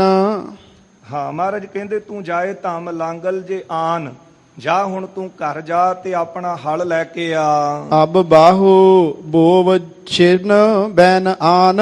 ਤੇ ਇਸ ਧਰਤੀ ਦੇ ਉੱਤੇ ਤੂੰ ਆਪਣੀ ਜ਼ਮੀਨ ਦੇ ਉੱਤੇ ਹਲ ਵਾਹੁਣਾ ਕਰ। ਜਬ ਉਗੈ ਖੇਤ ਪੁੰਨ ਪੱਕ ਜਾਏ। ਜਦੋਂ ਤੇਰਾ ਖੇਤ ਭਰ ਜਾ ਉਗ ਜਾਣਗੇ, ਫਸਲ ਉਗੇਗੀ, ਖੇਤ ਭਰ ਜਾਣਗੇ, ਤਬ ਲਖੋ ਕੁਦਰਤੀ ਹੋਏ ਕਾਏ। ਉਦੋਂ ਤੂੰ ਜਾਣੇਗਾ ਕਿ ਕੁਦਰਤ ਕੀ ਹੈ, ਕਿ ਕੁਦਰਤ ਵੀ ਉਹ ਮਾਲਕ ਦੀ ਰਜ਼ਾ ਵਿੱਚ ਹੈ ਤੇ ਕਿਸ ਤਰ੍ਹਾਂ ਚੱਲਦੀ ਹੈ। ਜਾ ਜਾ ਕੇ ਹਲ ਲੈ ਕੇ ਆ, ਇੱਥੇ ਤੈਨੂੰ ਦਿਖਾ ਦਿੰਦੇ ਹਾਂ। ਸੁਨ ਗਇਓ ਸਦਨ ਗੁਰ ਬਚਨ ਮਾਨ। ਗੁਰੂ ਜੀ ਦਾ ਬਚਨ ਮੰਨ ਕੇ ਜ਼ਿਮੀਦਾਰ ਆਪਣੇ ਨਗਰ ਚਲਾ ਗਿਆ। ਪੁਨ ਨਰਨ ਨਿਕਟ ਕੀਨੋ ਬਖਾਨ। ਜਿਹੜੇ ਨਗਰ ਦੇ ਵਿੱਚ ਹੋਰ ਜ਼ਿਮੀਦਾਰ ਸਨ, ਉਹਨਾਂ ਨੂੰ ਜਾ ਕੇ ਦੱਸਣ ਲੱਗਾ ਜਿਹੜਾ ਬਚਨ ਗੁਰੂ ਜੀ ਨੇ ਕਿਹਾ ਸੀ। ਹੈ ਸਾਧ ਵਹਿਰ ਮਮ ਖੇਤ ਪਾਸ। ਕਹਿਣ ਲੱਗਾ ਨਗਰ ਤੋਂ ਬਾਰ-ਬਾਰ ਇੱਕ ਪੂਰਨ ਸਾਧ ਆਏ ਹਨ। ਤਿਨ ਕਹੈ ਬਚਨ ਇਹ ਬਿਦ ਪ੍ਰਕਾਸ਼। ਉਹਨਾਂ ਨੇ ਮੇਰੇ ਤਾਈਂ ਇਸ ਤਰ੍ਹਾਂ ਕਿਹਾ ਹੈ ਕਿ ਹਲ ਲੈ ਕੇ ਆ ਤੇ ਤੈਨੂੰ ਦਿਖਾਉਨੇ ਆ ਕਿ ਕਿੱਥੇ ਪਰਮਾਤਮਾ ਹੈ, ਕਿਸ ਤਰ੍ਹਾਂ ਉਹਦੀ ਕੁਦਰਤ ਦੇ ਵਿੱਚ ਉਹ ਆਪ ਵਰਤਦਾ ਹੈ। ਪ੍ਰਥਮੇ ਸਿਮਰੋ ਕਰਤਾਰ ਨਾਮ। ਉਹਨਾਂ ਨੇ ਕਿਹਾ ਹੈ ਕਿ ਸਭ ਤੋਂ ਪਹਿਲਾਂ ਪ੍ਰਭੂ ਦਾ ਨਾਮ ਸਿਮਰੋ, ਕਰਤਾਰ ਦਾ ਨਾਮ ਜਪੋ। ਪੁਨ ਖਿਬੋਏ ਖੇਤ ਹੋਏ ਸਿੰਧ ਕਾਮ। ਫਿਰ ਖੇਤ ਦੇ ਵਿੱਚ ਬੀਜ ਬੀਜੋ ਤੇ ਤੁਹਾਡੇ ਸਾਰੇ ਕਾਰਜ ਸਫਲ ਹੋਣਗੇ। ਸੁਨ ਨਰਨ ਕਾਨ ਸਭ ਹਾਸ ਕੀਨ। ਜਿਹੜੇ ਨਗਰ ਦੇ ਲੋਕ ਸੀ, ਇਹ ਜ਼ਿਮੀਦਾਰ ਦੀ ਗੱਲ ਸੁਣ ਕੇ ਨਾ ਸਾਰੇ ਹੱਸਣ ਲੱਗੇ, ਕਿਉਂਕਿ ਜਦੋਂ ਬੰਦੇ ਨੇ ਸੁਣਿਆ ਹੀ ਪਹਿਲੀ ਵਾਰ ਹੋਵੇ, ਜਾਂ ਜਿਹਦੀ ਬੁੱਧੀ ਜਿੰਨੀ ਕੁ ਕੰਮ ਕਰਦੀ ਹੈ, ਉਹਦੀ ਜਿੰਨਾ ਕੁ ਬੰਦਾ ਜਾਣਦਾ ਹੈ ਉਨੀ ਕੁ ਗੱਲ ਨੂੰ ਮੰਨਦਾ ਹੈ, ਉੱਥੇ ਕੁ ਤੱਕ ਉਹਦੀ ਬੁੱਧੀ ਘੁੰਮਦੀ ਹੈ। ਜਿਸ ਤਰ੍ਹਾਂ ਖੂਹ ਦਾ ਡੱਡੂ ਖੂਹ ਦੇ ਵਿੱਚ ਹੀ ਸੋਚਦਾ ਹੈ ਕਿ ਸਾਰਾ ਸੰਸਾਰ ਹੈ, ਇਸੇ ਤਰ੍ਹਾਂ ਜਦੋਂ ਲੋਕਾਂ ਨੇ ਸੁਣਿਆ ਇਹ ਜ਼ਿਮੀਦਾਰ ਦੇ ਮੁਖ ਤੋਂ, ਇਹਨੇ ਦੱਸਿਆ ਕਿ ਪੂਰਨ ਸਾਧ ਨਗਰ ਤੋਂ ਬਾਰ-ਬਾਰ ਬੈਠੇ, ਮੈਨੂੰ ਉਹਨਾਂ ਨੇ ਇਸ ਤਰ੍ਹਾਂ ਹੁਕਮ ਕੀਤਾ ਹੈ। ਉਹ ਕਹਿੰਦੇ ਨੇ ਕਿ ਆ ਕੇ ਪਹਿਲਾਂ ਪ੍ਰਭੂ ਦਾ ਸਿਮਰਨ ਕਰ, ਫਿਰ ਖੇਤ ਬੀਜ, ਫਿਰ ਅਤੋਟ ਅੰਨ ਪੈਦਾ ਹੋਵੇਗਾ। ਇਹਦੀ ਗੱਲ ਸੁਣ ਕੇ ਲੋਕ ਜਿਹੜੇ ਸਨ ਉਹ ਹੱਸਣ ਲੱਗੇ ਹਨ। ਮਨ ਜਾਨ ਤਾਹੇ ਕੋ ਬੁੱਧਹੀਨ। ਤੇ ਇਹ ਲੋਕ ਨਾ ਇਸ ਨੂੰ ਬੁੱਧੀਹੀਣਾ ਜਾਣਨ ਲੱਗੇ ਕਿ ਇਹਦੀ ਲੱਗਦਾ ਮੱਤ ਮਾਰੀ ਗਈ ਹੈ। ਜਿਸ ਤਰ੍ਹਾਂ ਅੱਜ ਬੁੱਧੀਜੀਵ ਕਹਿੰਦੇ ਨਾ ਕਿ ਆਉਣ ਵਾਲੇ ਸਮੇਂ 'ਚ ਜੀ ਲੋਕਾਂ ਨੇ ਹੱਸਿਆ ਕਰਨਾ, ਪੁੱਛਿਆ ਕਰਨਾ ਤੁਹਾਡਾ ਰੱਬ ਕਿੱਥੇ ਹੈ। ਇਹ ਉਹ ਲੋਕ ਕਹਿੰਦੇ ਨੇ ਕਿ ਜਿਨ੍ਹਾਂ ਦੀ ਬੁੱਧੀ ਓਨੀ ਕੀ ਹੈ, ਓਨੀ ਕੀ ਕੰਮ ਕਰਦੀ ਹੈ, ਅੱਗੇ ਕੁਝ ਜਾਣਦੇ ਨਹੀਂ। ਇਸੇ ਤਰ੍ਹਾਂ ਇਹ ਲੋਕ ਇੰਨੇ ਕੁ ਦਾਇਰੇ 'ਚ ਰਹਿੰਦੇ ਸਨ, ਇੰਨੀ ਕੁ ਸੋਚ ਸੀ। ਜਦੋਂ ਇੱਕ ਦੇ ਮੁਖ 'ਚੋਂ ਇਹ ਗੱਲਾਂ ਸੁਣੀਆਂ ਨੇ ਪ੍ਰਭੂ ਦੀਆਂ, ਸਿਮਰਨ ਦੀਆਂ, ਇਹ ਲੋਕ ਹੱਸਣ ਲੱਗ ਪਏ, ਕਹਿਣ ਲੱਗੇ ਕਿ ਇਹਦੀ ਮੱਤ ਮਾਰੀ ਗਈ ਹੈ। ਬਿਨ ਮੇਹ ਖੇਤ ਕਿਸ ਰੀਤ ਹੋਏ। ਦੱਸੋ ਤਾਂ ਸਹੀ ਕਿ ਬਿਨਾਂ ਮੇਘ, ਬਿਨਾਂ ਬੱਦਲਾਂ ਤੋਂ, ਬਿਨਾਂ ਮੀਂਹ ਤੋਂ ਕਿਸ ਤਰ੍ਹਾਂ ਖੇਤੀ ਪੱਕ ਸਕਦੀ ਹੈ, ਕਿਸ ਤਰ੍ਹਾਂ ਖੇਤੀ ਹੋ ਸਕਦੀ। ਪਰ ਜਦੋਂ ਪ੍ਰਭੂ ਦੇ ਚੋਜ ਦੇਖਦੇ ਆ ਨਾ, ਇੱਥੇ ਗੁਰੂ ਨਾਨਕ ਸਾਹਿਬ ਜੀ ਦੇ ਘਰ ਵਿੱਚ ਤਾਂ 2 ਦੂਣੀ 5 ਵੀ ਹੋ ਜਾਂਦੇ। ਕੇਵਲ ਸ਼ਰਧਾ ਚਾਹੀਦੀ ਹੈ, ਭਰੋਸਾ ਚਾਹੀਦਾ ਹੈ। ਹੁਣ ਬੁੱਧੀਜੀਵ ਤਾਂ ਇਹ ਗੱਲ ਸੁਣ ਕੇ ਤਾਂ ਹੱਸਣਗੇ ਕਿ ਕਿਸ ਤਰ੍ਹਾਂ ਹੋ ਸਕਦੇ ਨੇ, ਪਰ ਜੇ ਮਾਲਕ ਨੂੰ ਭਾਵੇ ਫਿਰ ਤਾਂ ਜਲ ਤੇ ਥਲ ਕਰ, ਥਲ ਤੇ ਕੂਆ ਕੂਪ ਤੇ ਮੇਰ ਕਰਾਵੇ, ਧਰਤੀ ਤੇ ਆਕਾਸ਼ ਚੜਾਵੇ, ਚੜੇ ਆਕਾਸ਼ ਗਰਾਵੇ। ਖਾਲ ਮੂਰਖ ਤੇ ਪੰਡਤ ਕਰਬੋ, ਪੰਡਤ ਤੇ ਮੁਗਦਾਰੀ। ਜੇ ਉਹਨੂੰ ਭਾ ਜਾਵੇ ਕੁਝ ਵੀ ਕਰ ਸਕਦਾ ਹੈ। ਉਸ ਵੇਲੇ ਇਹ ਲੋਕ ਸੁਣ ਕੇ ਕਹਿੰਦੇ ਹਨ ਕਿ ਇਸ ਤਰ੍ਹਾਂ ਕਿੱਦਾਂ ਹੋ ਸਕਦਾ ਹੈ ਕਿ ਕਦੇ ਬੱਦਲ ਤੋਂ ਬਿਨਾਂ, ਮੀਂਹ ਤੋਂ ਬਿਨਾਂ ਵੀ ਖੇਤ ਜਿਹੜੇ ਉਹ ਹੋਏ ਹਨ।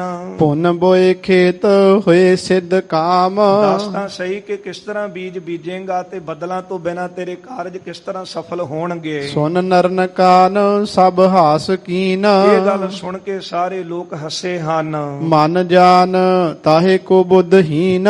ਇਸ ਤਰ੍ਹਾਂ ਸੁਨ ਬੈਨ ਤਿੰਨ ਕੋ ਇਹ ਯੁਕਤ ਹਾਸ। ਜਦੋਂ ਲੋਕ ਹੱਸੇ ਨੇ ਨਾ, ਤੇ ਇਹ ਗੱਲਾਂ ਜਦੋਂ ਜ਼ਿਮੀਦਾਰ ਨੇ ਇਹਨਾਂ ਦੇ ਮੂੰਹ ਤੋਂ ਸੁਣੀਆਂ ਹਨ। ਬਿਨ ਮੇਹ ਖੇਤ ਕਿਸ ਰੀਤ ਹੋਏ। ਆਇਓ ਹੋ ਕਰ ਉਦਾਸ, ਆਪਣੇ ਚਿੱਤ ਨੂੰ ਉਦਾਸ ਕਰਕੇ। ਤੇ ਉਸ ਵਕਤ ਇਹ ਜਿਹੜਾ ਸੀ ਗੁਰੂ ਨਾਨਕ ਸਾਹਿਬ ਮਹਾਰਾਜ ਦੇ ਪਾਸ ਆ ਗਿਆ ਜ਼ਿਮੀਦਾਰ।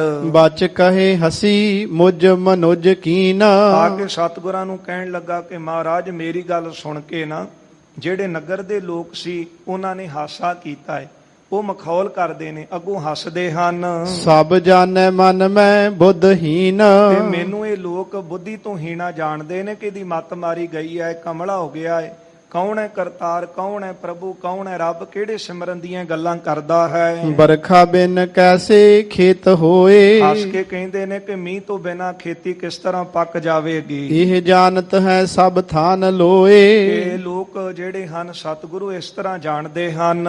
ਸੁਨ ਕਹੈ ਗੁਰੂ ਤੂੰ ਬੀਜ ਐ ਆਨ, ਸੁਣ ਕੇ ਦੀ ਗੱਲ ਜ਼ਿਮੀਂਦਾਰ ਦੀ ਤੇ ਗੁਰਦੇਵ ਕਹਿਣ ਲੱਗੇ, ਪੁਰਖਾ ਤੂੰ ਸਾਡਾ ਬਚਨ ਮੰਨ, ਤੂੰ ਇਸ ਖੇਤ ਦੇ ਵਿੱਚ ਬੀਜ ਬੋ। ਨਹਿ ਉਗੈ ਖੇਤ ਹਮ ਹੈ ਜਮਾਨ, ਤੂੰ ਇਸ ਖੇਤ ਦੇ ਵਿੱਚ, ਤੂੰ ਆਪਣੇ ਖੇਤ ਦੇ ਵਿੱਚ ਬੀਜ ਦੇ, ਤੇ ਜੇ ਖੇਤ ਤੇਰੀ ਫਸਲ ਨਾ ਉਗੇ ਤੇ ਇੱਥੇ ਅਸੀਂ ਜਾਮਨ ਆ, ਅਸੀਂ ਜ਼ਿੰਮੇਵਾਰ ਆ। ਤੇ ਜੇ ਵਿੱਚ ਗੁਰੂ ਖਲੋ ਕੇ ਆਪ ਜਾਮਨ ਬਣੇ, ਜੇ ਗੁਰੂ ਜ਼ਿੰਮੇਵਾਰ ਹੋਵੇ ਤੇ ਇਹ ਉਦੋਂ ਹੀ ਗੱਲ ਬਣ ਸਕਦੀ ਹੈ ਜਦੋਂ ਆਪਾਂ ਆਪਣੀ ਬੁੱਧੀ ਨੂੰ ਅਲਪ ਥੋੜੀ ਜਾਣੀਏ ਤੇ ਗੁਰੂ ਦੀ ਬਖਸ਼ਿਸ਼ ਨੂੰ ਵੱਡਾ ਜਾਣੀ ਕਿ ਗੁਰੂ ਸਮਰੱਥ ਹੈ, ਉਹ ਤਾਂ ਜੋ ਚਾਹਣ ਕਰ ਸਕਦੇ ਨੇ।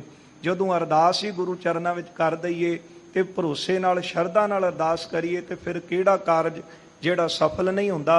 ਮਹਾਰਾਜ ਕਹਿਣ ਲੱਗੇ, ਤੂੰ ਆਪਣਾ ਕੰਮ ਕਰ, ਲੋਕ ਹੱਸਦੇ ਨੇ, ਇਹਨਾਂ ਨੂੰ ਹੱਸਣ ਦੇ।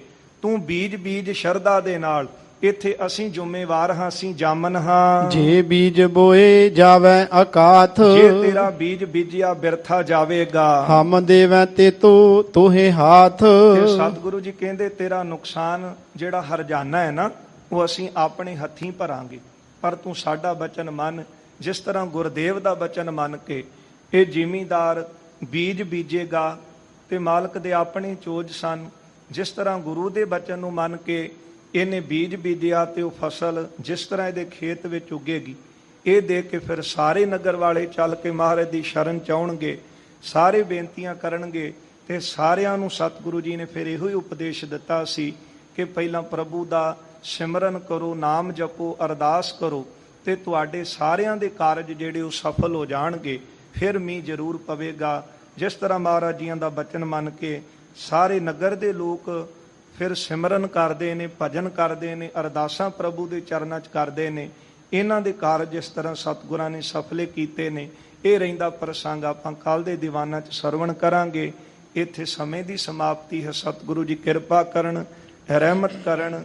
ਜੋ ਉਪਦੇਸ਼ ਸਤਿਗੁਰੂ ਜੀ ਨੇ ਸਾਡੀ ਝੋਲੀ ਪਾਇਆ ਦਿੱਤਾ, ਸਤਿਗੁਰਾਂ ਦਾ ਉਪਦੇਸ਼ ਸਾਡੇ ਹਿਰਦਿਆਂ 'ਚ ਵਸ ਜਾਵੇ। ਲੋਕ ਸੁਖੀਏ ਪਰ ਲੋਕ ਸੁਹੇਲੇ ਹੋ ਸਕੀਏ।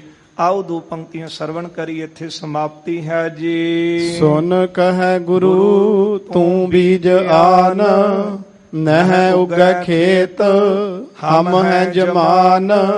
ਜੇ ਬੀਜ ਬੋਏ ਜਾਵੇ ਅਕਾਥ, ਹਮ ਦੇਵੈ ਤੇ ਤੋਹੇ ਹਾਥ। ਵਾਹਿਗੁਰੂ ਜੀ ਕਾ ਖਾਲਸਾ, ਵਾਹਿਗੁਰੂ ਜੀ ਕੀ ਫਤਿਹ।